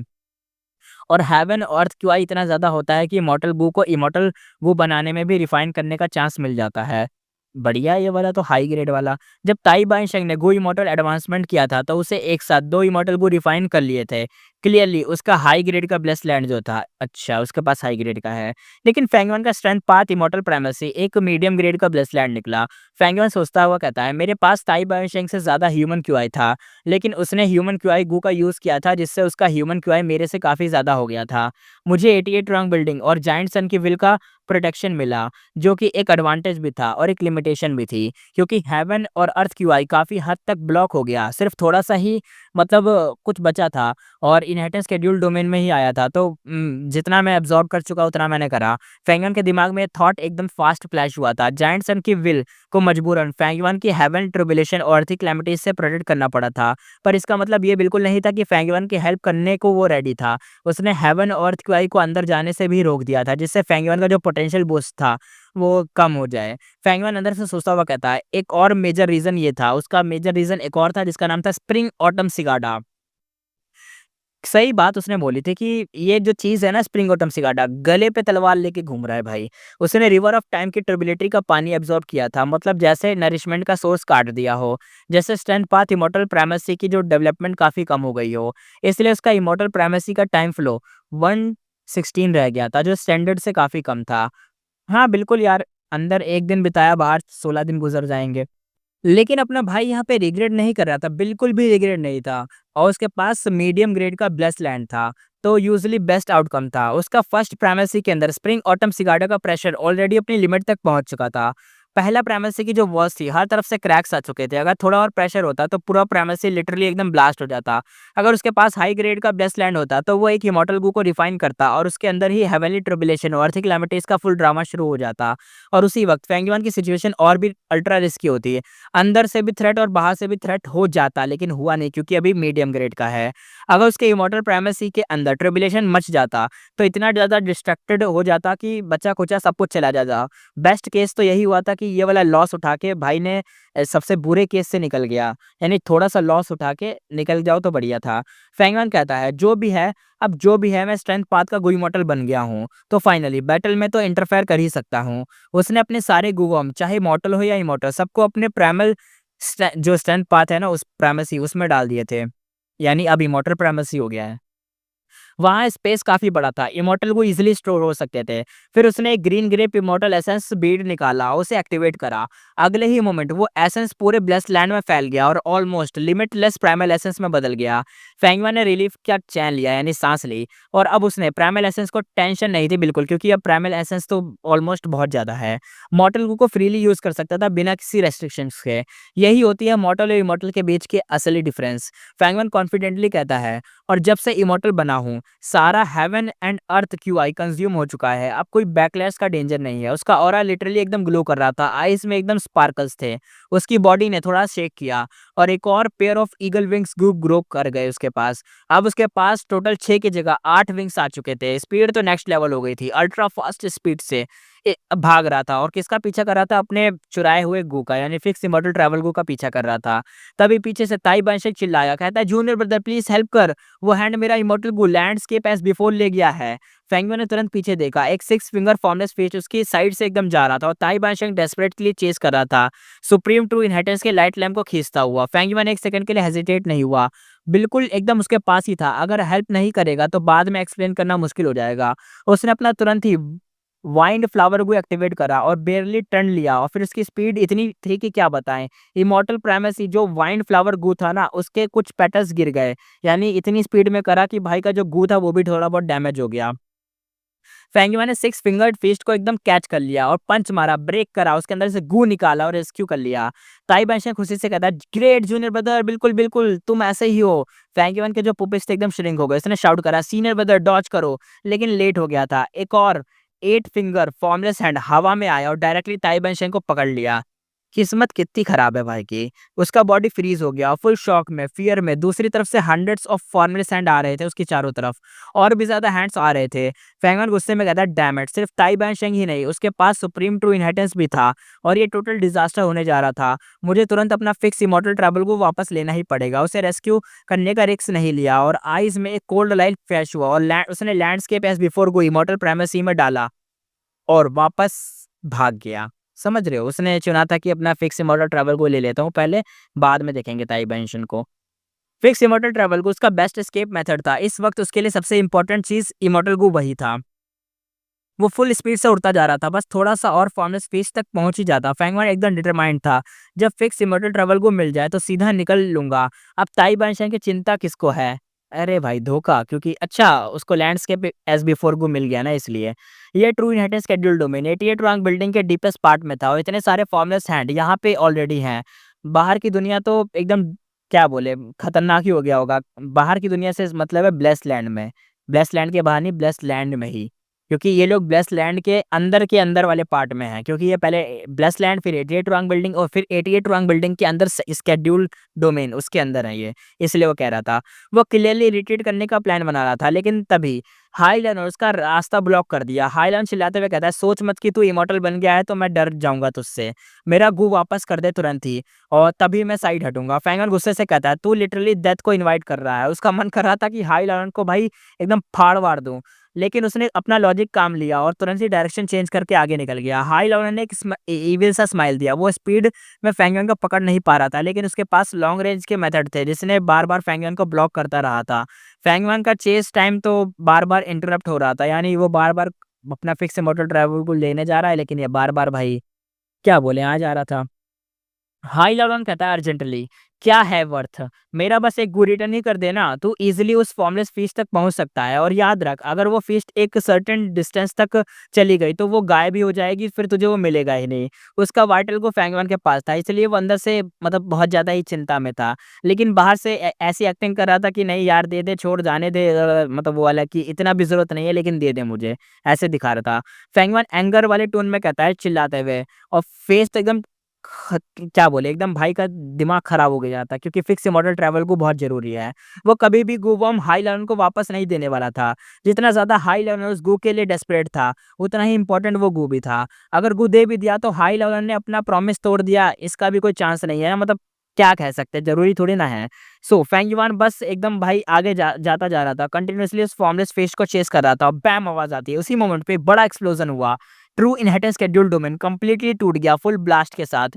एक आई पियर्सिंग सनलाइट सबकी आंखों के सामने आ गई, सब टोटली ऑफ गार्ड हो गए, पूरा विजन ही एकदम वाइट हो गया। लेकिन सिचुएशन मैं क्या बताएँ मतलब आँखें बंद हुई हैं, चीज़ें तो वैसे ही काम कर रही है ना, चाहे आँखों से पानी निकल रहा हो, दर्द हो रहा हो, सबकी आँखें एकदम खुली की खुली ही रही क्योंकि सबको पता है 1 सेकंड भी भाई आँखें बंद करी तो तुम बंद ही पड़ जाओगे। जैसे ही व्हाइट लाइट धीरे-धीरे फेड हुई, ब्लड विज़न सबके सामने दिखा, वो सब हवा में फ्लोट कर रहे थे। बिल्कुल, अब वो आ चुके हैं एकदम अपनी 88 रॉन्ग बिल्डिंग के अंदर वरना तो सीधा ब्लैस्टलैंड में। तभी यहाँ पे हमें आवाज़ आती है, बचाओ, बचाओ! कई गो मास्टर ज़ोर-ज़ोर से हेल्प के लिए चिल्ला रहे थे। सब लोग भाई जिनके भी गूवम छिन गए थे, वो सब चिल्ला रहे थे। बिना गूवम के वो लोग बस हाई स्पीड से नीचे गिरते जा रहे थे। ज़मीन पे एकदम भाई डेथ कन्फर्म थी अगर टकरा जाते। लेकिन किसी ने हेल्प नहीं करी थी, वो सारे अब टकराने ही वाले थे। जो गो मास्टर हवा में मुश्किल से एकदम खड़े थे, वो सिर्फ़ खुद को ही बचा रहे थे। शॉक्ड नज़रों से बस इधर से उधर देख रहे थे। आसमान में हज़ारों फ़ॉर्मलेस हैंड इधर से उधर आ रहे थे, एकदम पास थे और एक दूसरे पे चिपके हुए थे। ज़मीन पे हर जगह स्मोक उठ रही थी और 88 रॉन्ग बिल्डिंग के भाई क्या बताएँ, उसका तो बुरा हाल था। ये गिरती हुई दीवारें स्ट्रक्चर को तोड़ रही थी। गो वॉर्म्स तो भाई क्या बदले मतलब गिरे जा रहे थे, क्या बोले सब गिर रहे थे, एकदम बादल की तरह बने जा रहे थे, गिरे जा रहे थे। हर टाइल इतने सारे गो वॉर्म में स्प्लिट हो जा रही थी, क्या बताएँ एकदम चींटियाँ, घोंसले होता नहीं है ऐसे मान लो बहुत सारे क्योंकि ये पूरी बिल्डिंग ना गूवम से ही तो बनी है, उसके ऑरा से ही तो बनी है, गूवम सैक्रिफाइस किए जाते हैं तभी तो बिल्डिंग बनती है ना इसलिए। तभी आवाज़ आती है भाई अरे हे भगवान! ये क्या हो गया? 88 रॉन्ग बिल्डिंग तो कोलैप्स हो रही है। ओह लॉन्गेविटी हेवन ये क्यों हो रहा है? बस सब लोग पैनिक में थे। सब लोग पैनिक में चिल्ला रहे थे, confusion, shock, bright golden rainbow जैसे स्काई में शूट हो रहा था, ये सब देख रहे थे। तभी आवाज़ आती है इमॉर्टल गू छोड़ो, एक जायंट सन का बचा हुआ विल जो इस मोमेंट के लिए एनर्जी चार्ज कर रहा था, उसने फाइनली मूव किया। गोल्डन रेनबो एक लाइट जैसे निकला और फॉर्मलेस पीस को डिस्ट्रॉय कर दिया। उसके अंदर इमॉर्टल गू ले लिया। वो इमॉर्टल गू और कोई नहीं डाइवर डिजास्टर गू था। अरे भाई साहब ये सही है, वो विल भी अपने गू को बचा रही है, फैंगमैन ने भी अपने फिक्स इमॉर्टल ट्रैवल गू को बचा रहा है और यहाँ पे डाइवर डिजास्टर गू ये भी कोई ऐसा वैसा गू नहीं बट तगड़ा गू है। जायंट सन का विल इस गू को भाई अंदर घुस गया था और तुरंत ही एक्टिवेट कर दिया था। अब डाइवर डिजास्टर गू ने लाइट के पिलर निकाले, हर तरफ शाइन होने लगी, जिसने फॉर्मलेस हैंड इन लाइट्स में टच हुए वो सारे श्रिंक हो गए और स्पीड स्लो हो गई। जो प्रॉपर्ली हिट हुए थे लाइट से वो तुरंत ही एकदम से गायब हो गए, यानी वो बचे ही नहीं और गूवम को रिलीज कर दिया गया। एक ही मोमेंट पे जायंट सन की विल ने कई इमॉर्टल गू को वापस ले लिया। जायंट सन की विल गुस्से में कहती है other worldly demon luck path के ट्रू इनहेरिटेंस। उसकी नजर चली गई दोनों पे, जिसपे माँ अपने माहोंगिन और जाओलियन याद होगा जो लाइट लैम्प के अंदर फंसे हुए थे। लक पाथ ट्रू इनहेरिटेंस उसके साथ ही थी। बिना एक सेकंड सोचे जायंट सन की व्हील उड़ता हुआ दोनों की तरफ फुल किलिंग इंटेंट के साथ चला गया। मुझे पहले ऐसा लगा था कि ये जो माँ होंग यून और ज़ाओ लियान ने ना इसकी तरफ जो आई थी ना इनहेरिटेंस उसको तो पकड़ लिया गया था, उसके अंदर से तो गूवम भी निकले थे। लेकिन मुझे नहीं पता था कि शायद उसने ऐसा करा कि जब वो फीस्ट आया उसको पकड़ा, उसके अंदर से गूवम इधर से उधर चले गए फीस्ट के अंदर से।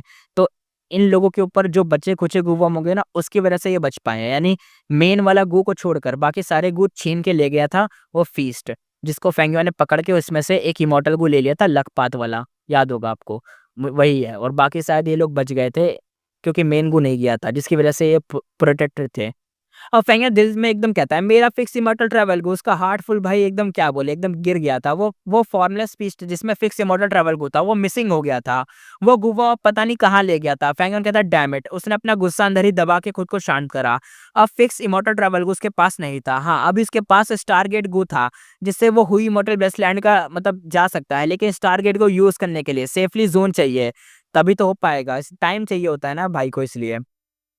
हाई इलेवन चिल्लाता हुआ कहता है ओल्ड इंसेक्टर यहाँ आ चुका है, अब तेरा कोई रास्ता नहीं है, मेरा गुवॉम वापस दे दे वरना तुझे बचने का चांस भी नहीं मिलेगा, चिल्ला रहा था अपना हाई इलेवन। फेंगन की आंखों में कोल्ड लाइट चमक उठी थी। हाई इलेवन की बातों ने उसे याद दिलाया कि सबसे बड़ा खतरा अभी फॉर्मलेस हैंड थे, उसके बाद जायंट सन की विल। अभी फॉर्मलेस हैंड से तो निपट गए लेकिन जायंट सन की विल उसका क्या। तभी आवाज आती है हाँ जायंट सन का करंट विल काफी वीक हो चुका था लेकिन फिर भी फेंगवान का क्या बोले फेंगवान उसके सामने भी नहीं है, कुछ भी मैच नहीं है उसके लिए। वो will giants and immortal vulnerable का छोड़ा हुआ विल था, बहुत पावरफुल था, बहुत बड़ा था, बहुत ही टेरिफाइंग था। अगर जायंट्स का विल इमॉर्टल को एक्टिवेट करता तो उसकी पावर और भी ज्यादा बढ़ जाएगी। फेंगवान सोचता हुआ कहता है नॉर्मल गोवम को एक्टिवेट करने के लिए प्राइमल एसेंस या इमॉर्टल एसेंस चाहिए।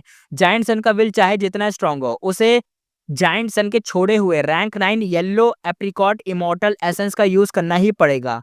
और उसने ईगल जैसे अपनी शार्प नजरें जायंट सन की विल की तरफ देखा और तभी एक फॉर्मलेस हैंड उसकी तरफ उड़ता हुआ आया।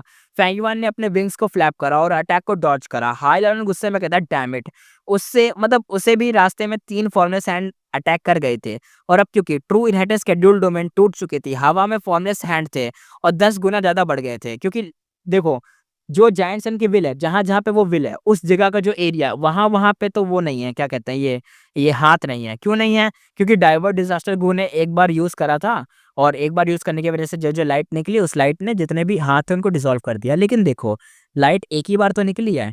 अब एक बार निकली, खत्म हो गए वो हाथ, लेकिन हाथ तो अभी ऊपर से बहुत सारे आ रहे हैं ना। तो अभी भी हाथ कम नहीं हुए हैं, ऐसा मत सोचो कि हाथ बिल्कुल खत्म हो गए। अभी भी हाथ ऊपर से आ रहे हैं। अब फेंगयुआन और हाई लेवलर सिर्फ डॉज करने में बिजी थे, किसी और चीज पर फोकस करना इम्पॉसिबल था। तभी आवाज आती है बैम। वाइल्ड ब्लेड्स हवा में घूम रहे थे, कई फॉर्मलेस हैंड काट रहे थे। उन गुवम को पहले पकड़े गए, रिलीज कर दिए गए थे और जायंट सन का विल एक गोल्डन ड्रैगन जैसा उसके पीछे एकदम पड़ा हुआ था। उसके पास बहुत ज्यादा जो जायंट सन का इमॉर्टल एसेंस था ना, वो गुवम तुरंत ही रिफाइन कर लेता था। लेकिन बैटल स्ट्रेंथ बूम कर गया था और रेनबो जैसा लग रहा था। जायंट सन का विल गुस्से में कहता है, otherworldly demon luck path true inheritance. उसने माँ और जियाओ को आइडेंटिफाई कर लिया, जो अभी भी काउंटलेस फॉर्मलेस हैंड से गुजर रहे थे। ट्रू इनहेरिटेंस लाइट लैंप पे अब थर्ड मतलब एकदम कुछ ही हिस्सा बचा था। ऐसा मान लो, अगर बिल्डिंग में 3 हिस्से हैं तो उसके करीबन थर्ड हिस्सा जा चुका था, अब 2 हिस्से बचे हैं। और तभी जायंट सन का भी जोर से एकदम हाउल करता है और मल्टीपल इमॉर्टल गो के साथ हंड्रेड्स ऑफ मॉर्टल रैंक 5 के जो गूवम को एक्टिवेट कर देता है। अब डाइवर्ट डिजास्टर की लाइट सीधा शूट होती है और हजारों वाइल्ड ब्लेड्स एक साथ फॉर्मेशन में डांस करते हैं। एक रेड कलर का फायर क्रू अपने विंग्स को फैलाता है और सर्च करता है। और ये सब attack luck path true inheritance के अराउंड जो उसके पेटल्स थे ना, फ्लावर के पेटल्स यानी जो पत्ते होते हैं, उसकी तरफ आ रहे थे। कोई भी फॉर्मलेस हैंड जो बाहर निकलता वो इंस्टेंटली डिस्ट्रॉय हो जाता। उसका गोवम जायंट सन के विल ले लेता और रिफाइन कर लेता, यानी वो गोवम सीधा-सीधा जायंट सन का हो जाता। फेंगयुआन तेजी से सोचता हुआ कहता है, ये लक पाथ ट्रू इनहेरिटेंस पहले जायंट सन इमॉर्टल वनरेबल का ही था। अगर जायंट सन का विल इसे वापस ले लेता है तो ये तो जैसे टाइगर को विंग्स मिल जाएँ ऐसा होगा, फ्लड ड्रैगन समुद्र में घुस गया हो ऐसा होगा। फेंगयुआन ने उड़ते हुए सीन को देखा, उसका दिल एकदम हैवी हो गया था। उसने चारों तरफ देखा और रियलाइज़ किया कि इस जगह से बाहर निकलने के लिए उसे स्टारगेट को चाहिए। फेंगयुआन एनालाइज़ करते हुए कहता है, इंपीरियल कोड ब्लेस्ड लैंड पूरी तरह से कोलैप्स के एज पर है। बाहर का एरिया एकदम भाई एसिमिलेशन वाइंड्स घूम रही हैं और जो ह्यूज सर्कुलर वेल बना रही हैं। इन वाइंड फोर्स से इतनी क्रेजी है कि मैं गो इमॉर्टल होके भी इससे लड़ नहीं सकता। मैं फोर्सफुली बाहर भी नहीं निकल सकता हूँ।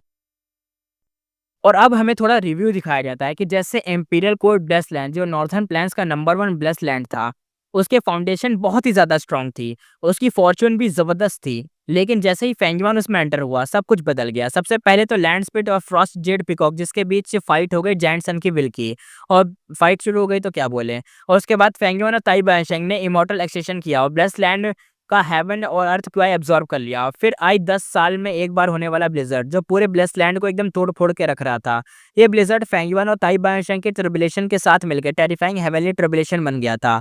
फ्रॉस्ट जेड पिकॉक अब सब कुछ झेल गया था और एक बड़ा मिरेकल हुआ था। लेकिन अब मतलब फ्रॉस्ट जेड पिकॉक अभी भी शायद जिंदा है, जो झेल गया तो एक बहुत बड़ी मिरेकल वाली बात है। लेकिन अब इंपीरियल कोर्ट ब्लेस्ड लैंड का डिस्ट्रक्शन तो फिक्स हो गया था। वाइंड वेल बन चुकी थी और ये वाइंड वेल ऐसी वैसी नहीं है, सब मिटा देती है, वो वाली है, याद होगा आपको। ये अगर इसके पास कोई आए ना, सब खत्म हो जाता है भाई इससे। अब पूरा ब्लेस्ड लैंड भाई एक ग्लोब जैसा कवर हो चुका था और ये ग्लोब की वॉल्स बहुत थिक थी, कम से कम हंड्रेड्स ऑफ मीटर्स की थी। इवन अगर फॉर्मलेस हैंड भी उड़ के वहां जाती तो तुरंत क्रश हो जाती। एमिलेशन वाइंड्स हर पार्ट बन जाती और उस वाइंड को पावरफुल बना देती, इवन फ्लैश बग्गू से भी। फेंगयुआन उस वाइंड वेल को क्रॉस नहीं कर सकता था, लेकिन ये बात थी कि ये जो वाइंड वेल का एक आइसोलेशन बैरियर बन गया था, जो बाहर की पावर्स को इंटरफेयर करने से रोक रहा था। इस वक्त थाउजेंड्स ऑफ मीटर ऊपर स्काई में 3 गुज मॉडल नीचे देख रहे थे। लो भाई, घर बसानी चोर आ गए पहले।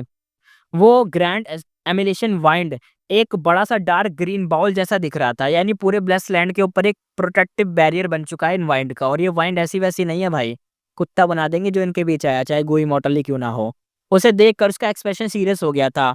वाइंड वेल के सरफेस तो शांत लग रहा था, लेकिन कोई भी उसमें मतलब इस चीज की जो पावर है ना, उसको अंडरएस्टिमेट नहीं कर सकता।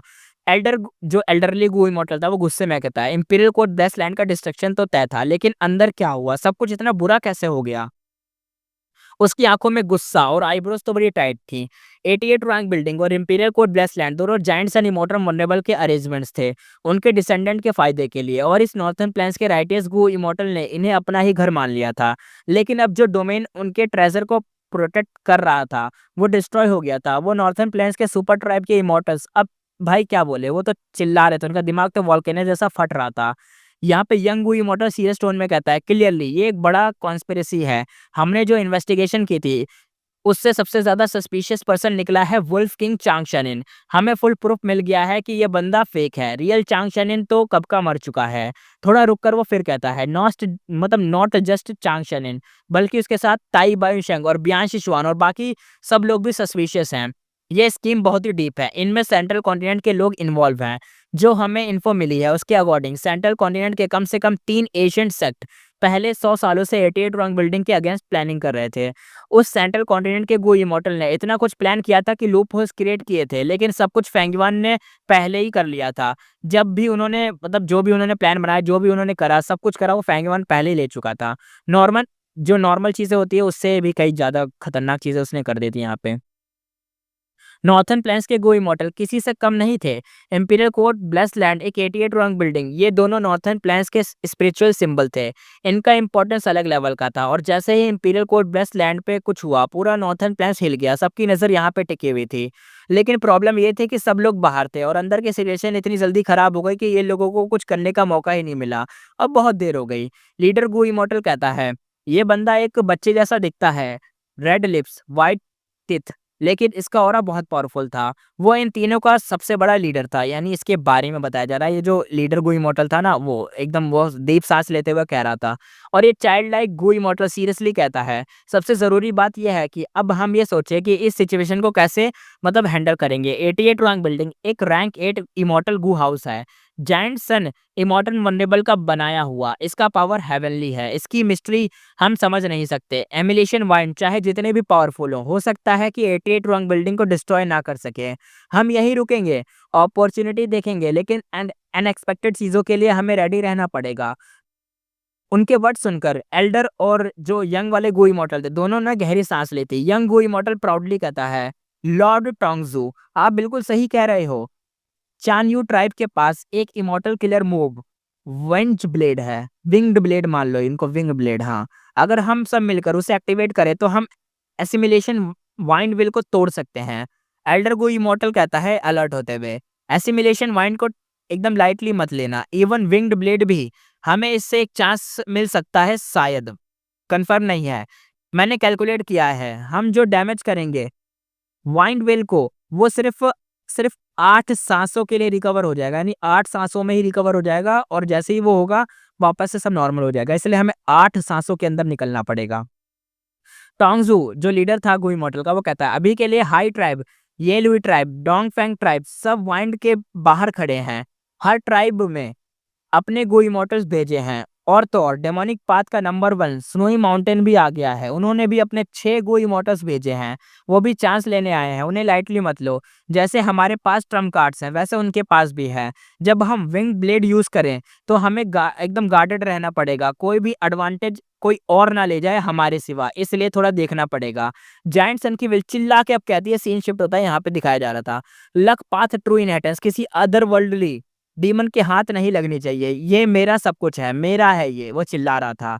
अब वो एक गोल्डन ड्रैगन बन गया था। कभी छोटी छोटी 18 से 17 ड्रैगन बनाता और अगले ही मोमेंट में वो सबको मिला के एक बड़ा ड्रैगन बन जाता। उसके पास जायंट सन इमॉर्टल इमॉर्टल का वो जो एसेंस था वो भी था और फुल पावर में उसका वो यूज कर रहा था। ड्रैगन की बॉडी पे 10 से ज्यादा इमॉर्टल गू लगे हुए थे। 2 उसके हॉर्न पे थे, एक एक उसकी आंखों पे था और 6-7 उसके स्केल्स पे थे। Blazing fame, divert, disaster light, frost energy, हर टाइप के अटैक बार बार हो रहे थे। और अब फाइनली जायंट सन विल अपना फुल स्ट्रेंथ में फाइट करने आ गया था। जाइंट सन की विल ने जो अभी इतने टाइम से गुस्सा दबा के रखा था ना, वो एकदम से भाई फूट पड़ा था। सबसे पहले उसे दूसरी दुनिया के डीमन को खत्म करना था, क्योंकि लक पाथ की ट्रू इनहेरिटेंस इतनी इंपॉर्टेंट है कि जायंट सन की विल सबसे पहले माओ जाओ को मतलब घेरा हुआ था। बहुत सारी फॉर्मलेस हैंड ने लक पाथ की ट्रू इनहेरिटेंस को टाइटली घेर लिया था। कभी फॉर्मलेस फीस्ट निकलते लक पाथ के गुवम को पकड़ने की कोशिश करते। जायंट सन की विल एक गोल्डन ड्रैगन की तरह लक पाथ की ट्रू इनहेरिटेंस के आसपास घूम रही थी। उसे कॉइल करके रखा था और जितनी फॉर्मलेस फीस्ट निकल रही थी उसे डिस्ट्रॉय कर रहा था। फॉर्मलेस फीस्ट बहुत ज्यादा थी, इसलिए जायंट सन की विल सिर्फ कुछ फीस्ट को टारगेट कर पा रही थी ताकि ज्यादा से ज्यादा इमॉर्टल गू को फ्री कर सके, अपनी बैटल स्ट्रेंथ को और बढ़ा सके। लेकिन उस ड्रैगन जैसे विल के आसपास भी कई सारी फॉर्मलेस हैंड एकदम मंडरा रहे थे। जब भी जायंट सन की विल गूवम को वापस लेने जाते तो फॉर्मलेस हैंड उन्हें दोबारा से चुरा लेते और ये बार बार टग ऑफ वार जैसा इंटेंस मोमेंट चले जा रहा था और पूरा आसमान इसी से कवर हो गया था। और नीचे गो मास्टर भाई जिंदा बचे रहने के लिए एकदम स्ट्रगल कर रहे थे। जायंट सन की विल चाहे ज्यादा फॉर्मलेस हैंड को खुद अट्रैक्ट कर लिया हो, लेकिन गू मास्टर के लिए सिचुएशन इजी नहीं थी। ट्रू इनहेरिटेंस की शेड्यूल डोमेन डिस्ट्रॉय हो चुका था, इसलिए गू मास्टर बिल्कुल एक्सपोज हो गए थे खुले आसमान के नीचे और ज्यादा फॉर्मलेस हैंड उनके ऊपर बरस रहे थे। बस एक ही बेनिफिट ये था कि भाई यहाँ पे लाइट आ चुकी है ना, इसलिए फॉर्मलेस हैंड पे ऑलमोस्ट कोई अटैक का असर नहीं हो रहा था। वो हवा में उड़ रहे थे, पत्थर की तरह एकदम घुस रहे थे, एकदम घुसे जा रहे थे। जो सामने आ रहा है एकदम घुसे जा रहे हैं। अगर गोवम है तो छीनो और आगे बढ़ो, यही उनका काम था। सिर्फ जब कोई गोवम चुरा लेता तो भाई फीस्ट में बदल जाता और कोई अटैक करता तो उसे तोड़ के वापस गोवम ले लेता। लेकिन फॉर्मलेस फीस्ट की स्पीड इतनी ज्यादा थी कि सभी गू मास्टर उनका पीछा नहीं कर पा रहे थे। सिर्फ कुछ ही गू मास्टर थे जैसे फेंगवान, हाई लालन और कुछ और लोग थे जो मतलब जीनस में जीनस बोले जाते थे। सिर्फ वही लोग थे जो यहाँ पे टिक पा रहे थे, वही पीछा भी कर पा रहे थे। यहाँ पे एक अननोन गो मास्टर कहता है ओल्ड इंसेक्टर प्लीज हेल्प। अचानक से एक चिलिंग स्क्रीम आई और सब लोग एक साथ ऊपर देखने लगे। एक सुपर ट्राइब का गो मास्टर जिसका ब्लड लाइन प्योर था, जब फॉर्मलेस हैंड के पीछे से भाग नहीं पाया तो जायंट सन की विल से मदद मांगने के लिए आसमान की तरफ उड़ गया। लेकिन जैसे ही उसने इमॉर्टल गो एक्टिवेट करके अटैक करा, जायंट सन की विल ने उसे सबसे पहले ही मार दिया। क्या बोले, मतलब अपने ही बंदे को मार दिया। यहाँ पे हाई रन कहता है इतना इतना पावर। उसने ऊपर देखा और अपने great strength true martial physique के बावजूद जायंट सन की विल के पास जाने की हिम्मत नहीं हुई उसकी। जायंट सन की विल पूरी तरह से भाई एक्सप्लोड हो चुकी थी, उसका दिमाग खराब हो चुका है। ये ल्यूशन कहता है इतना दर्द। उसने जमीन पे गिरते हुए एकदम भाई सांस लिया और खुद को उठाया। उसकी बॉडी के सारे गुवम चुरा लिए गए थे और आसमान में वो मतलब आसमान से वो नीचे गिरा था ना एकदम टट्टी की तरह, इसलिए जब उसने अनलकी बंदे की लाश देखी तो उसके मन में सुकून आया। कम से कम उसे ऐसा लगा कि मैं तो जिंदा हूं ना, वो अनलकी बंदा तो मर गया। जिंदा रहना ही सबसे बड़ा अचीवमेंट था। फेंगियोन सोचता हुआ कहता है डैम इट। उसके ऊपर बहुत ही मेंटल प्रेशर था। वो यहाँ से निकलना चाहता था लेकिन सिचुएशन ऐसी थी कि एग्जिट नहीं मिल रहा था। फेंगियोन सोचता हुआ कहता है शुक्र है जायंट सन की विल ने मुझे टारगेट नहीं किया है। उसने पहले जाओ लियान को टारगेट किया और ट्रू इनहेरिटेंस को प्रोटेक्ट करना उसका प्राइमरी गोल था। लेकिन उसके मन में क्लियर था जैसे ही जायंट सन का विल अपना काम कंप्लीट करेगा फिर वो फेंग युआन को नहीं छोड़ेगा। तब तक उसकी हालत एक भेड़िए के सामने मतलब एक भेड़ जैसी हो गई है। और ये जो पाइथन है या जो भेड़िया है ये पक्का उसे मारेगा, ये एकदम शिकार करेगा। जैसे फेंगियन यहाँ पे रैबिट हो, शीप हो या क्या बोले कुछ भी हो, बस एक छोटा सा जानवर। फेंगियन सोचता हुआ कहता है जायंट सन की विल अकेली इतनी सारे इमॉर्टल को एक्टिवेट नहीं कर सकती। चाहे मैं गो इमॉर्टल बन चुका हूँ लेकिन अगर डायरेक्ट फाइट हुआ तो भी जायंट सन की विल से जीत नहीं सकता। तभी जब तक मैं जायंट सन के इमॉर्टल एसेंस का उसका कनेक्शन तोड़ ना दूं ताकि वो यूज ही ना कर पाए, तब जाके कुछ हो सकता है कि जीतने का चांसेस बढ़े। उसका दिमाग एकदम तेज चल रहा था लेकिन प्रॉब्लम ये थी कि फॉर्मलेस हैंड बहुत ज्यादा थे। उनसे लड़ते लड़ते उसकी एनर्जी एकदम खत्म हो रही थी। जायंट सन की विल के बाद सबसे ज्यादा इमॉर्टल गू फेंगयुआन के पास थे, इसलिए सबसे ज्यादा फॉर्मलेस हैंड उसी की तरफ अट्रैक्ट हो रहे थे। साथ ही हाई लेवल का नॉन स्टॉप अटैक भी उसके लिए भाई बड़ा इशू बन गया था। हाई लेवल के पास ग्रेट स्ट्रेंथ वाली ट्रू मार्शल फिजिक थी जो कि 10 एक्सट्रीम फिजिक में से एक आती थी। एक ट्रू हेवन का चूजन वन, बाइनिमिंग का पावरफुल इवॉल्व वर्जन समझो इसको। उसकी फाइटिंग स्किल और फाउंडेशन दोनों भाई बहुत तगड़ा था, यानी एकदम जीनियस में भी जीनियस लोग आते हैं ना एकदम अलग। उसके पास हेवन डिफाइंग बैटल स्ट्रेंथ थी। ताई बाइशेंग भी उसका मुकाबला नहीं कर पाया। उसकी सेल्फ डेटोनेशन से एक इमॉर्टल भी मारा जा सकता था। हाई लेवल के अटैक ने फेंगयुआन को बार बार रोक दिया था। फेंगयुआन का नजरिया उसकी तरफ और भी डेंजरस हो गया था। फेंगयुआन सोचता हुआ कहता है इस हाई लेवल के पास इतने ज्यादा गोवम कहाँ से आ गए, इतने चुरा लिए गए फिर भी इसके पास इतने सारे बचे हैं। और उसका एक रीजन था, हाई लेवल का मेन एम 88 रॉन्ग बिल्डिंग में घुसना और स्ट्रेंथ पाथ इमॉर्टल को हासिल करना था। उसके बाद ही वो इंपीरियल कोड ब्लेस लैंड में इमॉर्टल एक्सेशन में मतलब चाहता, यानी वो सोच रहा है कि मैं भी इमॉर्टल बनूँगा ना, लेकिन वो इमॉर्टल तब बनेगा ना जब उसे मिल जाता वो इमॉर्टल गू। लेकिन भाई उसका प्लान तो सब फ़ेल हो गया। इसलिए उसने पूरी प्लानिंग के साथ प्रिपरेशन किया था, उसके फादर ने भी हेल्प की थी, बहुत सारे गू वर्म को इकट्ठा किया था। उसने सोचा था कि इमॉर्टल जब बनेगा तो उसके दौरान हेवन और अर्थ की बैकलैश तो आएगा ही, जो गू वर्म को मार देगा। इसलिए उसने अनएक्सपेक्टेड या मतलब ऐसे लॉस के लिए उसे रेडी था। ताई बाइशेंग कहता है जूनियर ब्रदर बचाओ मुझे। फेंग युआन ने देखा ताई बाइशेंग फॉर्मलेस हैंड के बीच में फंस चुका है, हवा में एकदम लपेट के डिफेंस कर रहा था। लेकिन धीरे-धीरे उसके सारे गू चुरा लिए गए थे और जैसे ही सपोर्ट चला गया, वो एज़ अ गू इमॉर्टल भी ज़मीन की तरफ गिरने लगा। ताई बाइशेंग उसका इकलौता अलायंस मेंबर था, अभी इसे छोड़ नहीं सकता था। फेंग युआन ने तुरंत डायरेक्शन बदला, उसे बचाने के लिए रिस्क लिया। लेकिन इसी दौरान ताई बाइशेंग और एक और लाउड शाउट सुनाई दिया। ताई बाइशेंग कहता है जल्दी जूनियर ब्रदर मेरा इमॉर्टल गू मैन एज़ बिफोर वापस ले लो। फेंग युआन का हार्ट एकदम से स्किप कर गया। उसने देखा कि सिक्स फिंगर फॉर्मलेस फिस्ट हवा में उड़ता हुआ मैन एज़ बिफोर इमॉर्टल गू ले जा रहा है। अगर उस मोमेंट पे फेंग युआन ताई बाइशेंग को बचाता तो उसके पास मैन एज़ बिफोर वापस लेने का बेस्ट चांस चला जाता। और जैसे ही ताई बाइशेंग बचाता फॉर्मलेस फिस्ट को तो इमॉर्टल गू ले जाता। तो समझ रहे हो ना दिक्कत वाली बात थी। अगर वो इस इधर बचाने गया तो हो सकता है एक फॉर्मलेस फिस्ट आए, वो भाग जाए, मतलब फॉर्मलेस फिस्ट है वो चला जाए लेके इमॉर्टल गू को और ताई बाइशेंग को बचाए जाके। लेकिन अगर ताई बाइशेंग को नहीं बचाएगा तो दिक्कत है। और उसके सामने एक बड़ी दिक्कत थी। ताई बाइशेंग का मतलब इतना मतलब बिहेवियर, उसका नेचर, उसका सब कुछ उसने देख रखा था। और अब वो क्या करे? क्या करेगा? क्या पता वो अब इमॉर्टल गू को बचा ले या ताई बाइशेंग को बचा ले।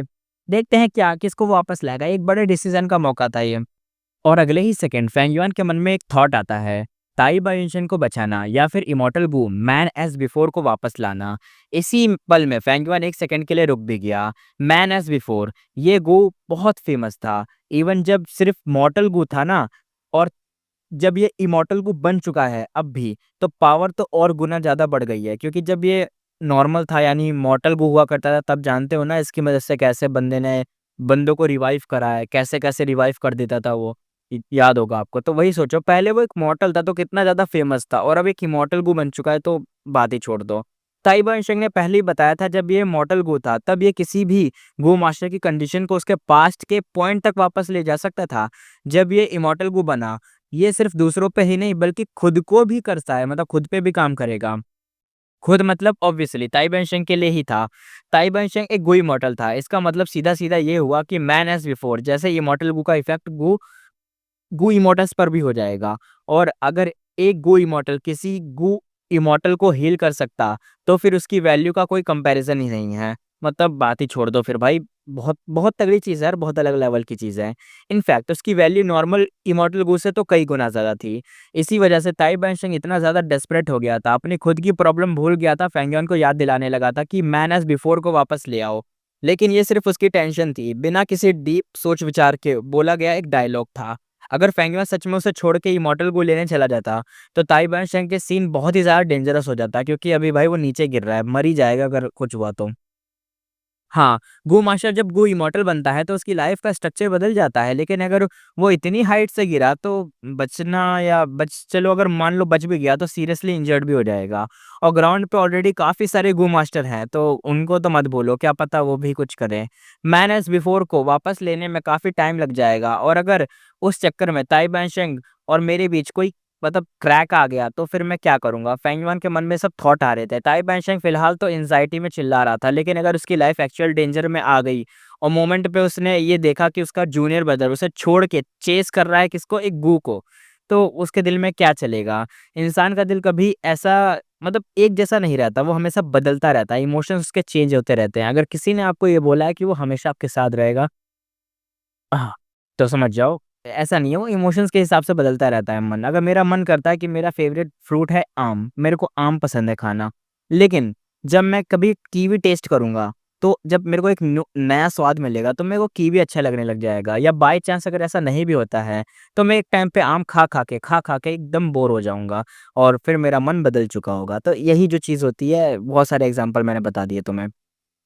चाहे ये बात ताई बाइशेंग ने खुद बोली हो, लेकिन जब सिचुएशन रियल होती है, तो अगले मतलब ये जो सोचना, ये सब बोलना, ये जब जब मुँह पे सिचुएशन आती है ना, तब भाई हर इंसान डाउट करता है कि अब क्या करे? अगर मेरे पास अभी फिक्स इमॉर्टल ट्रैवल गो होता तो बात अलग होती, लेकिन अब तो वो चला गया और ये एसिमिलेशन वाइंड वेल अब श्रिंक हो रही हैं, हमें आउटसाइड वर्ल्ड से अलग कर रहा है। मुझे यहाँ से निकलने के लिए अब स्टारगेट को यूज़ करना पड़ेगा और उसको हुई इमॉर्टल ब्लेसलैंड से कनेक्ट करना पड़ेगा। फैंगमैन का सिचुएशन बहुत टाइट हो गया था। स्टारगेट को ओपन करने के लिए उसको स्टारलाइट फायरफ्लाई को यूज़ करना पड़ेगा, लेकिन समस्या ये थी कि वो फॉर्मलेस हैंड हर जगह तेज़ी से घूम रहे थे, सब कुछ डिस्ट्रॉय कर रहे थे। जब भी स्टारलाइट फायरफ्लाई गो यूज़ होता है, ये फॉर्मलेस हैंड एकदम मच्छर जैसे उसकी तरफ अट्रैक्ट होने लग जाते हैं, जैसे कोई लाइट जला दी और मच्छर उस पे भिनभिना रहे हों।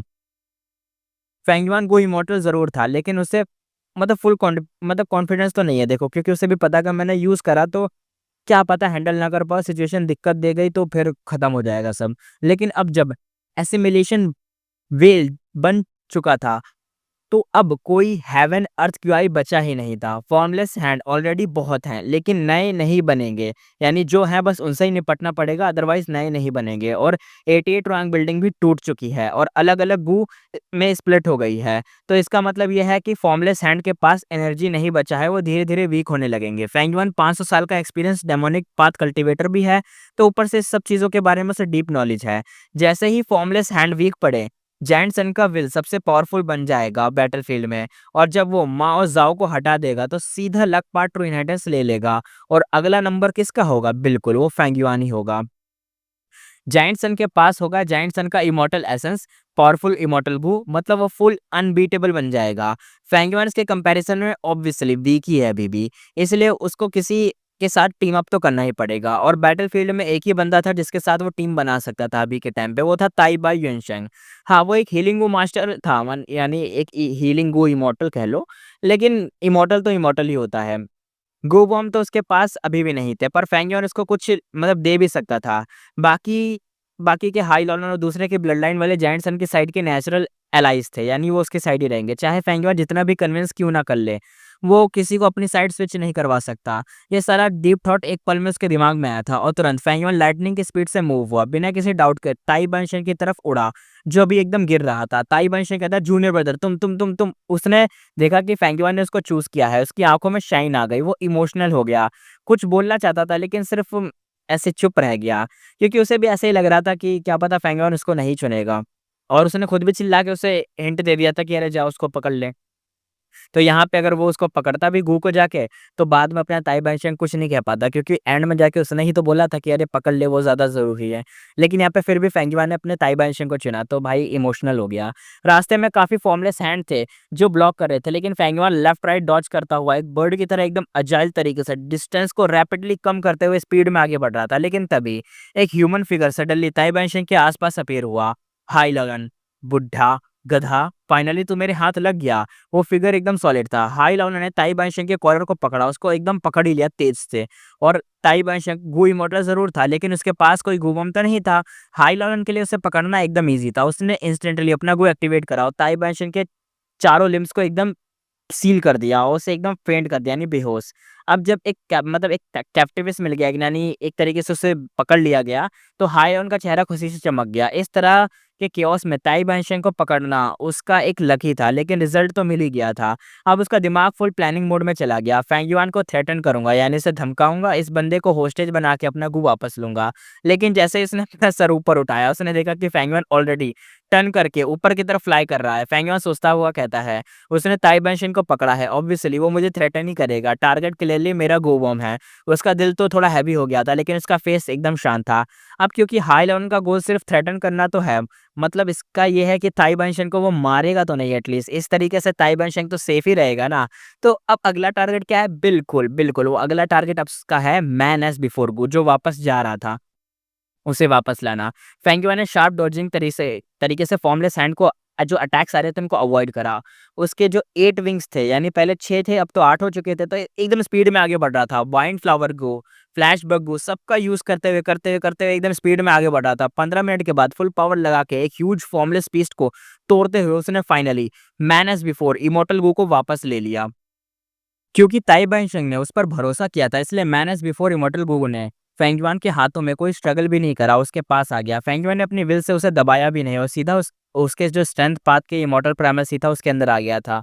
और हाई लॉरेन कहता है तेरा सीनियर ब्रदर मेरे हाथों में है, जल्दी से मेरा गोवम वापस कर। इस मोमेंट पे हाई लॉरेन फाइनली फेंगयुआन तक पहुंच पाया था। उसके पास धमकी देने का मौका भी था, पूरे पसीने से भीग गया था क्योंकि फेंगयुआन का पीछा कर रहा था। वो ईज़ी तो नहीं था पीछा करना, स्पेशली जब उसकी मूवमेंट स्पीड लो थी और साथ ही ताई बाइशेंग को उठाए हुए भी था। उसे लगा कि उसने फेंगयुआन के इंटेंशन समझ लिए हैं, इसलिए वो फुल कॉन्फिडेंट था। जैसे उसने ये बोला, एक फॉर्मलेस हैंड उसकी तरफ उड़ा और हाई लॉरेन ने उसे डायरेक्टली टकराना नहीं चाहता था, इसलिए उसे बचना पड़ा और इस वजह से उसका बनाया हुआ स्कैरी ऑरा तुरंत ही वीक पड़ गया। फेंगयुआन की मूवमेंट लाइटनिंग की तरह थी, वो इजीली फॉर्मलेस हैंड के बीच से निकलता जा रहा था। जैसे ही वो हाई लॉरेन के क्लोज आया, उसके चेहरे पे कोई एक्सप्रेशन नहीं था, लेकिन अंदर ही अंदर वो इस इनकन्वीनियंस पे थोड़ा देख रहा था कि मतलब क्या बेकार की चीज़ है, ऐसे ऐसे टाइप रिएक्ट कर रहा था। फेंगयुआन जानता था कि जायंट सन की विल का अकेला सामना करना तो बहुत मुश्किल है, उसके पास ताई बाइशेंग का सपोर्ट होना ज़रूरी है। पर अब ताई बाइशेंग एक कैप्टिविस्ट बन चुका था, जिसकी वजह से फेंगयुआन काफ़ी ज़्यादा रेस्ट्रिक्टेड फील कर रहा था। हाँ, उसके पास मैन एज़ बिफोर इमॉर्टल गू था, लेकिन ताई बाइशेंग ने उसे ये गू यूज़ करने की परमिशन नहीं दी थी। अगर परमिशन होती तो जब हाई लॉरेन उस कैप्टिविस्ट को मार देता तो फेंगयुआन ताई बाइशेंग को रिवाइव कर सकता था मैन एज़ बिफोर गू से। लेकिन यहाँ एक बड़ा प्रॉब्लम था, मैन एज़ बिफोर इमॉर्टल गू यूज़ करने के लिए इमॉर्टल एसेंस चाहिए होता है। अगर कोई मॉर्टल रिवाइव करना हो तो कोई दिक्कत नहीं है, लेकिन अगर किसी इमॉर्टल को रिवाइव करना हो तो इमॉर्टल एसेंस का यूसेज ना काफ़ी ज़्यादा होगा, यानी वो जो बीड होते हैं ना एसेंस वाले, वो बहुत ज़्यादा लग सकते हैं। फेंगयुआन के पास सिर्फ 22 यानी 22 बीड्स थे ग्रीन ग्रेप इमॉर्टल एसेंस के। उसने ऑलरेडी एक यूज़ कर चुका था एंडलेस प्राइमल एसेंस में कन्वर्ट करने के लिए, अब उसके पास सिर्फ 21 बचे थे। यही उसका बिगेस्ट एश्योरेंस था जायंट सन की विल के अगेंस्ट फाइट करने के लिए। पर अगर ताई बाइशेंग को रिवाइव करना पड़ा तो कम से कम 10 ग्रीन ग्रेप इमॉर्टल एसेंस लगते। जब तक कोई और ऑप्शन ना हो, फेंगयुआन ऐसा नहीं करना चाहता था। हाई लॉरेन सच में एक डेंजरस और स्ट्रॉन्गेस्ट एनिमी टाइप आ चुका था, यानी एकदम स्ट्रॉन्गेस्ट नहीं है, लेकिन फिर भी है यार, इस जगह पे वो पावरफुल है बहुत ज़्यादा, काफ़ी लोगों से पावरफुल है वो। ऐसे ही नहीं, वो इंपीरियल कोड कॉन्टेस्ट का विनर बना था, उसके पास डेडली टैलेंट और एबिलिटी थी। जैसे ही उसे कोई चांस दिखता वो तुरंत ही उसे पकड़ लेता। फेंगयुआन सोचता हुआ कहता है, क्या मुझे उसका गू बम वापस करना ही पड़ेगा? जैसे ये थॉट आया, उसने तुरंत ही उसे दबा दिया। हाई लॉरेन जिस गू के लिए इतना डेस्परेट था, वो श्योरली उसका एक्स्ट्राऑर्डिनरी गू ही होगा। फेंगयुआन ईजिली उसे वापस नहीं देना चाहता था। सबसे इंपॉर्टेंट बात, हाई लॉरेन ट्रस्टवर्दी बिल्कुल नहीं था। टाइम के साथ जायंट सन की विल है, फॉर्मलेस हैंड के बीच से बैटल जो चल रही है उसकी, वो इंटेंस हो जाएगी। जायंट सन की विल जो जायंट सन इमॉर्टल वनरेबल से आई थी, बहुत ही रूथलेस और स्मार्ट है। अब जब उसकी ओरिजिनल पावर पूरी तरह से एक्टिव हो चुकी है तो इसका अनमैच्ड लेवल क्लियर दिख रहा था। वो लक पाथ ट्रू इनहेरिटेंस के लाइट लैम्प का सपोर्ट ले रहा था और फॉर्मलेस हैंड से लड़ते हुए उसने finally luck path true inheritance का कंट्रोल वापस ले लिया था। इतने टाइम बाद भी वो लाइट लैम्प अभी भी काफ़ी इंटैक्ट दिख रहा था। इस ट्रू इनहेरिटेंस के अंदर इतने ज़्यादा गू वॉर्म्स थे कि देख के शॉकिंग लगता था। सिर्फ एक इस छोटी सी फाइट के दौरान ही 6 लक पाथ इमॉर्टल को ऑलरेडी फॉर्मलेस हैंड ले जा चुके थे। फिर भी हाँ, उनमें से फेंगयुआन ने भी देख लिया था, इसलिए वन एंड ओनली कॉपी माना जाता था। इमॉर्टल गु यूनिक होते हैं। जायंट सन इमॉर्टल वनरेबल ने अपना फुल एफर्ट लगाया था, इन सब इतना अपग्रेड कर पाया था तब जाके, इतना सब करा, इतना सब लगाया तब जाके। इन 6 इमॉर्टल गू में से 3 को जायंट सन की विल ने वापस ले लिया था जब उसने फॉर्मलेस फीस्ट को तोड़ दिया था। बाकी 3 फॉर्मलेस फीस्ट उठा के ले गया था और जायंट सन की विल कहती है, डैम इट, कितने घटिया लोग हो तुम सब। वो फाइट करता जा रहा था, उसका गुस्सा बढ़ता जा रहा था। उसने ऑलरेडी ज़ाओ लियान यून को दिल से हेट करना स्टार्ट कर दिया था।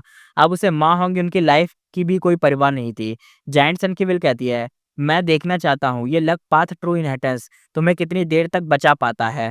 अगर उसे लाइट लैंप को प्रोटेक्ट नहीं करना होता तो अब तक उसे डिस्ट्रॉय करके माँ और जाओ को मार चुका होता। माँ और जाओ एक दूसरे को टाइटली पकड़ के बैठे थे, उसके पास कुछ भी करने का ऑप्शन नहीं था, बस डेथ का इंतजार था।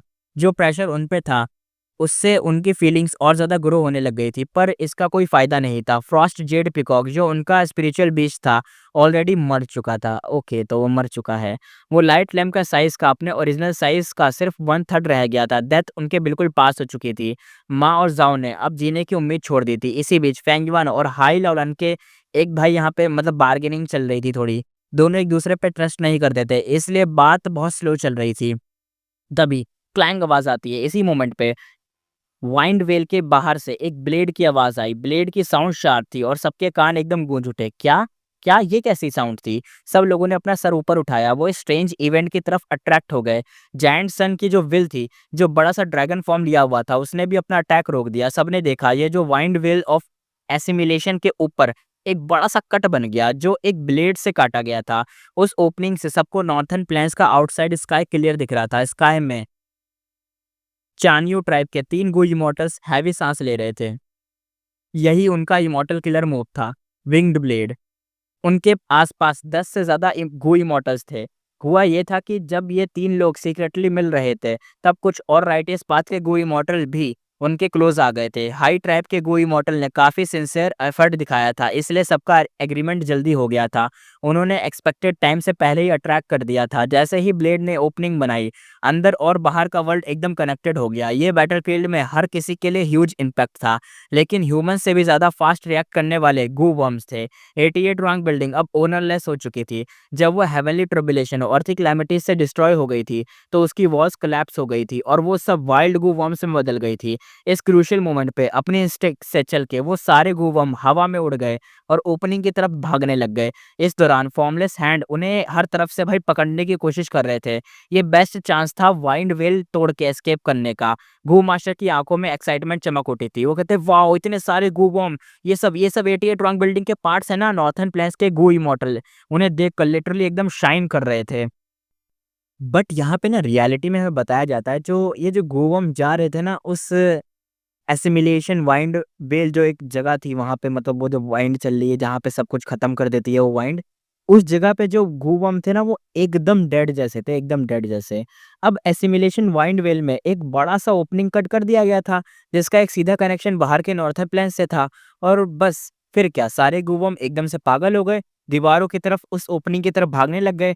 रास्ते में उन्हें पकड़ने के लिए कुछ फॉर्मलेस हैंड आए, जो उन्हें पकड़ने भी लगे। लगभग आधे गूवर्म उस फॉर्मलेस हैंड के हाथों ही लपेट गए और फॉर्मलेस फीस्ट बन गए और फिर एकदम हवा में गायब हो गए। फिर भी ज़्यादा गूवर्म किसी तरह से भाग के खतरनाक एसिमिलेशन वाइंड वेल के एरिया से निकल के नॉर्थर्न प्लेन्स के बाहरी दुनिया में एंटर कर गए। यहाँ पे गू इमॉर्टल कहता है आओ मेरे पास, आओ मेरे पास, तुम सारे मेरे हो। दूसरा गू इमॉर्टल कहता है ये इतने सारे गूवर्म्स है, ओ ये तो इमॉर्टल गू लग रहा है। तीसरा गू इमॉर्टल कहता है रुको रुको सब लोग रुको, फाइट मत करो, पहले जो प्लान था उसके हिसाब से गू बांट लो, कोई भी बेवकूफ़ी मत करना। नॉर्थर्न प्लेन्स के गू इमॉर्टल ने देखा एक पूरा क्लस्टर ऑफ, एकदम ऐसा मान लो क्लस्टर, ऐसा मान बहुत बहुत बड़ा यार, बहुत ज्यादा ही गू वर्म थे इसके अंदर। तुम्हें पता है जो पूरी बिल्डिंग है सारे गू वर्म से ही तो बनी हुई है, सेक्रीफाइस करके बने होते हैं, तो पूरी बिल्डिंग इसी से बनी है।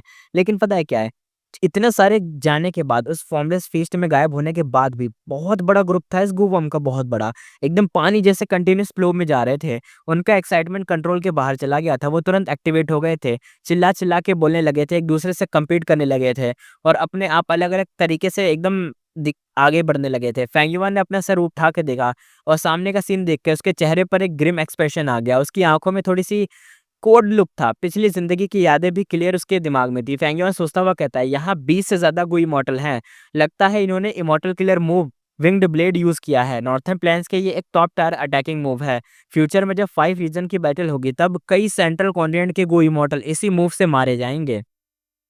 एसिमिलेशन वाइंड दुनिया के नंबर 1 वाइंड्स हैं, हर चीज़ को एसिमिलेट करने की पावर रखती हैं। बहुत कम मेथड्स होते हैं इसको रोक सकने के, लेकिन wind blade immortal killer move में एक अलग ही लेवल का पावर है। ये एसिमिलेशन वेल्स को भी एकदम चीर सकता है, लेकिन टाइम के लिए, कुछ टाइम के लिए, जैसा जानते हो ना, 8 से 10 सांसों के बीच में। फेंगयुआन अंदर ही अंदर कहता है ऑब्वियसली ये इसलिए पॉसिबल हुआ क्योंकि एसिमिलेशन वेल ज़्यादा टाइम से बना नहीं था। वाइंड वेल, ये जो वाइंड व्हील है, जो भी इसे कह लो, इतनी बड़ी जो दीवार टाइप की बना रखी है ना, अभी पतले हैं। अगर थोड़ा और टाइम मिल जाता ना, तो विंग्ड ब्लेड भी फेल हो जाता, क्योंकि अभी जस्ट बनी है ये छोटा ही सा, जस्ट अभी कुछ टाइम पहले ही तो ये एसिमिलेशन वाइंड्स आई है ना। अगर वही कह रहा है कि अगर ज़्यादा टाइम पहले से आई होती तो फिर ये नहीं कर पाते कुछ भी, लेकिन जस्ट अभी आई है, पतली सी लेयर है तो काट दिया।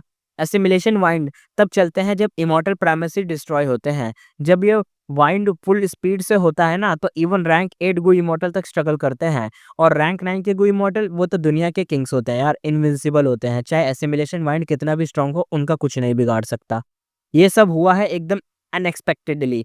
पेंगुइन के प्लान में ये एस्केप मेथड का पार्ट नहीं था। उसने जायंट सन की विल को डैमेज किया था, 88 रॉन्ग बिल्डिंग को तोड़ दिया था, इंपीरियल कोर्ट वेस्टलैंड की तबाही में वो मेन कल्प्रिट वही था। अगर वो अब बाहर निकलता है और एंग्री जो नॉर्थर्न प्लैंस के गू इमॉर्टल्स है ना उनके हाथ लग जाएगा तो उसका अंजाम तो बुरा ही होगा। डेथ भी तो शायद लग्जरी होगी, मतलब डेथ भी एक लग्जरी चीज होगी, इवन वो डेथ भी इसे नसीब करने नहीं देंगे, बहुत बेकारी चीज करेंगे। अब उसका फोकस हो गया था हाई लाओलान की तरफ। अगर हाई लाओलान जरा भी डिस्ट्रैक्ट होता तो फेंगुआन एकदम स्नीक अटैक करके ताई बाइशन को वापस ले लेता, लेकिन हाई लाओलान की आंखें फेंगुआन पे ही चिपकी हुई थी, जीरो डिस्ट्रैक्शन था। इस बार उसका मेन गोल था स्ट्रेंथ पाथ इमॉर्टल को पाना, खुद को इमॉर्टल बनाना, लेकिन मोमेंट में वो एक्सपर्ट नहीं था, फॉर्मलेस फीस्ट को ब्रेक नहीं कर सकता था। पर उसने जायंट सन की विल के साथ एक डील करी थी, अगर वो उसकी हेल्प करेगा तो रिवॉर्ड में उसे एक स्ट्रेंथ पाथ इमॉर्टल को मिल जाएगा। यही एक वजह थी जिसके कारण वो हाई लेवल जायंट सन की विल के साथ एकदम मतलब कोऑर्डिनेशन बनाए रखा था। फेंगुआन सोचता हुआ कहता है ये बंदा उसके पास कोई मौका नहीं था, बस अपने दांतों को एकदम पीस के रह गया था। तभी ऊपर से वाइंड वेल के पार एक ट्रांसमिशन आया, लेकिन वॉइस बड़ी अजीब सी चौपी चौपी टाइप की थी, ऐसे अटकी अटकी टाइप की वो वॉइस थी ऐसे। हाई लगन, हाई लगन मेरे बेटे, पापा यहाँ हैं, तुम्हें ले जाने के लिए आए हैं। बस ये कुछ 3 वर्ड आए और खत्म। हाई लेवन का असली बाप, नॉर्थर्न प्लेन्स के सुपर ट्राइब हाई ट्राइब का सुप्रीम एल्डर, एक लेजेंडरी इंसान और शू शियान की लव स्टोरी नॉर्थ, ये जो नाइट एलोपमेंट का हीरो हाई चैंग आ चुका था। वो रैंक 7 पे था, डार्क पाथ कल्टीवेट करता था, आंखें जैसे एकदम बहुत रॉयल वाइब देती थी, चेहरा जैसे जेड, एकदम हैंडसम और एकदम केयरफ्री लुक था। इस वक्त वो हवा में फ्लोट कर रहा था, कुछ गूबॉम्ब को संभालते हुए वो वरी के साथ हाई लेवन का नाम पुकार रहा था। हाई चेंग कहता है डोंट वरी पापा, तुम्हारे लिए स्ट्रेंथ पाथ इमॉर्टल को ढूंढ चुका है। लेकिन हाई लेवन ने उसकी आवाज सुनते ही मतलब थोड़ा सा बस ऐसे देखा और कुछ बोला नहीं। उसने प्रिटेंड किया कि उसने कुछ भी नहीं सुना है। उसका रिएक्शन बिल्कुल उल्टा था, उसके चेहरे पर गुस्सा भर गया था, आंखों में नफरत दिखने लगी थी, बदले की भावना से भरा हुआ था।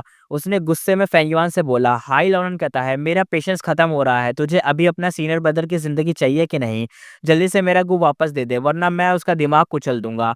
ताई बाइशेंग को बचाना ऑब्वियसली जरूरी था, वो फेंगुआन का इकलौता यूजफुल बैकअप था जायंट सन की विल के अगेंस्ट। फेंगुआन कहता है मैं गु दे दूंगा, लेकिन पहले मेरे सीनियर ब्रदर को होश में लाओ, उसे यहाँ से 1000 कदम दूर भागने दो, तब जाके मैं दूँगा। लेकिन हाई लॉरेन ने तुरंत मना कर दिया। हाई लॉरेन कहता है इम्पॉसिबल, पहले मुझे गू दे वरना मैं उसका दिमाग एकदम भाई फ कचुम्बड़ बना दूँगा उसका, अभी के अभी। दोनों साइड एक दूसरे पर ट्रस्ट नहीं करते थे। फेंगुआन चाहता था हाई लॉरेन पहले ताई बाइशेंग को छोड़े, पर हाई लॉरेन चाहता था कि मतलब पहले वो अपना मेरा काम करे, गू मेरे को दे, क्योंकि उसे इस चीज़ का डर था कि जो फेंगुआन है उसके पास ना स्पीड ज़्यादा है, तो धोखा दे देगा वो इसलिए। हाई लालन चाहता था पहले गू मिल जाए और फेंगुआन धोखेबाज समझ रहा है। ऑब्वियसली ये कॉमन सॉल्यूशन था कि दोनों एक ही टाइम पे एक्शन करें और एक तरफ से गू रिलीज होगा, दूसरी तरफ से ताई बाइशेंग। लेकिन इस जगह हर तरफ ना फॉर्मलेस हैंड उड़ रहे थे, कोई भी अपने गू बम हवा में फ्रीली यूज नहीं करना चाह रहा था। फेंगुआन ताई बाइशेंग को बचाना चाहता था, लेकिन डिस्कशन वहीं अटक गया था। फेंगुआन ने फिर से ऊपर देखा, उसका चेहरा एकदम भाई सफेद पड़ रहा है धीरे धीरे, क्योंकि भाई का दिमाग खराब हो रहा था। फेंगुआन सोचते हुए कहता है ओ नो। फॉर्मलेस हैंड जैसे ही ग्लूवॉर्म पकड़ लेते हैं वो गायब हो जाते हैं। फॉर्मलेस हैंड कम होते जा रहे हैं और जायंट सनविल पूरी सिचुएशन पे कंट्रोल ले लेगा। और सिर्फ हाई लेवल नहीं, फेंगुआन भी टेंशन में आने लगा था। जायंट सन की विल एक स्पेशल टाइप की विल थी, उसका मेन मिशन था अदर वर्ल्डली डीमन को खत्म करना। उसकी सर्वाइवल इंस्टिंक्ट से भी ज्यादा प्रायोरिटी थी ये मिशन। विल से बनी ड्रैगन एक जोर से दहाड़ रहा था, एकदम विल से जो बना ड्रैगन था उसने ना ऊपर के एकदम जो हिस्सा था, यानी जो कटवट करा, इतने सारे गोई मॉडल वहां से चिल्ला रहे हैं, उस सबको इग्नोर कर दिया था और सीधा लक पाथ के ट्रू इनहेरिटेंस के अराउंड घूम रहा था। जो बचे हुए लक पाथ के गुवॉर्म थे वो ही ओरिजिनल ट्रू इनहेरिटेंस का कोर था। जायंट सन की विल एकदम अलर्ट हो गई थी, कोई रिस्क लेना उसके लिए अलाउड नहीं था। मा होगिन कहता है क्या हम मरने वाले हैं? जाओ लियान भी वही फील कर रही थी। लाइट लंप जो लक पाथ ट्रू इनहेरिटेंस का था वो पतली सी लेयर में बदल गया था। पूरी उम्मीद खत्म सी लग रही थी, उन्हें ऐसा लग रहा था कि वो मर जाएंगे, लेकिन शायद ना भी मरे यार, क्योंकि भाई ये जो लक का बच्चा कहते हैं यार इसको, इसके सामने किस्मत भी झुकती है। लेकिन तभी एक धमाकेदार रोशनी के साथ ट्रू इनहेरिटेंस का लाइट लैंप ब्लास्ट कर गया, इतना ज़्यादा ब्राइट कि आंखें एकदम भाई हिल गईं, कुछ दिख नहीं रहा। और वुश की आवाज़ आई। उस रोशनी के साथ लाइट लैंप मा होंगिन और ज़ाओ लियान को लेके सीधा ऊपर उड़ा। रेनबो जैसी एक ब्राइट लाइट बन गई और वो सीधा वाइल्ड वेल के ओपनिंग की तरफ भागा। ये luck path true inheritance actually एक वाइल्ड गू की विल के अंडर था और इसमें सर्वाइवल का इंस्टिंक्ट फुल ऑन था। जायंट सन की विल ड्रैगन फॉर्म में कहती है सोच भी मत।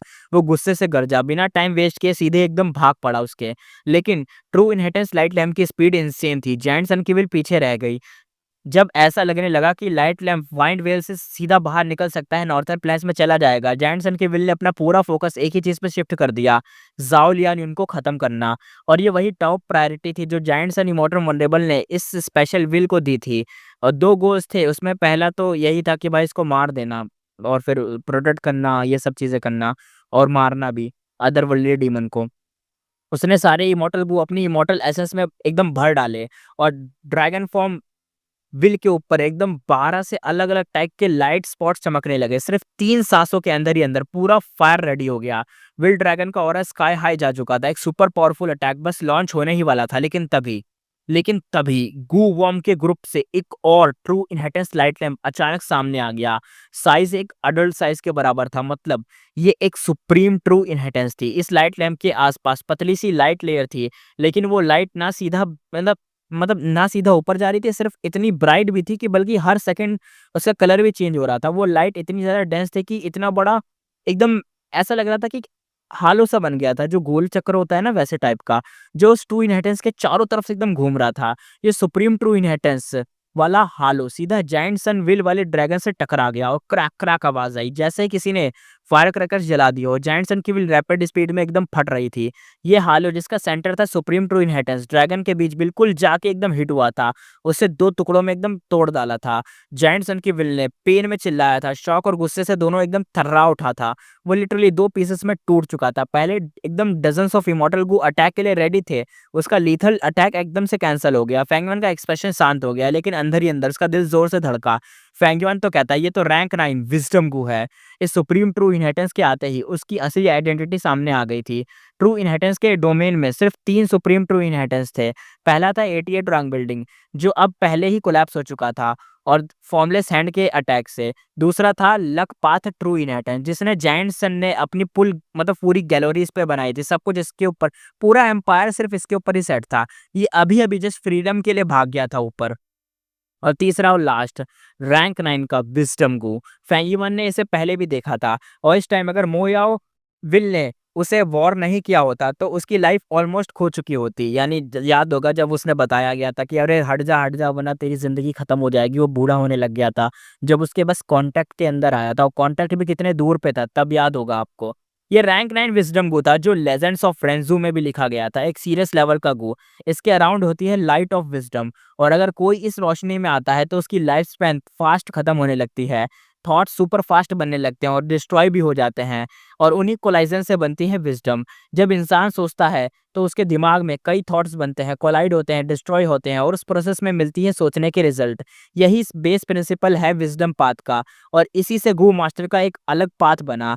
लाइट ऑफ विजडम थॉट के बने और डिस्ट्रॉय होने की स्पीड का मैक्स पे ले जाता है। थिंकिंग की स्पीड सुपर फास्ट हो जाती है, लाइटनिंग फास्ट समझ लो।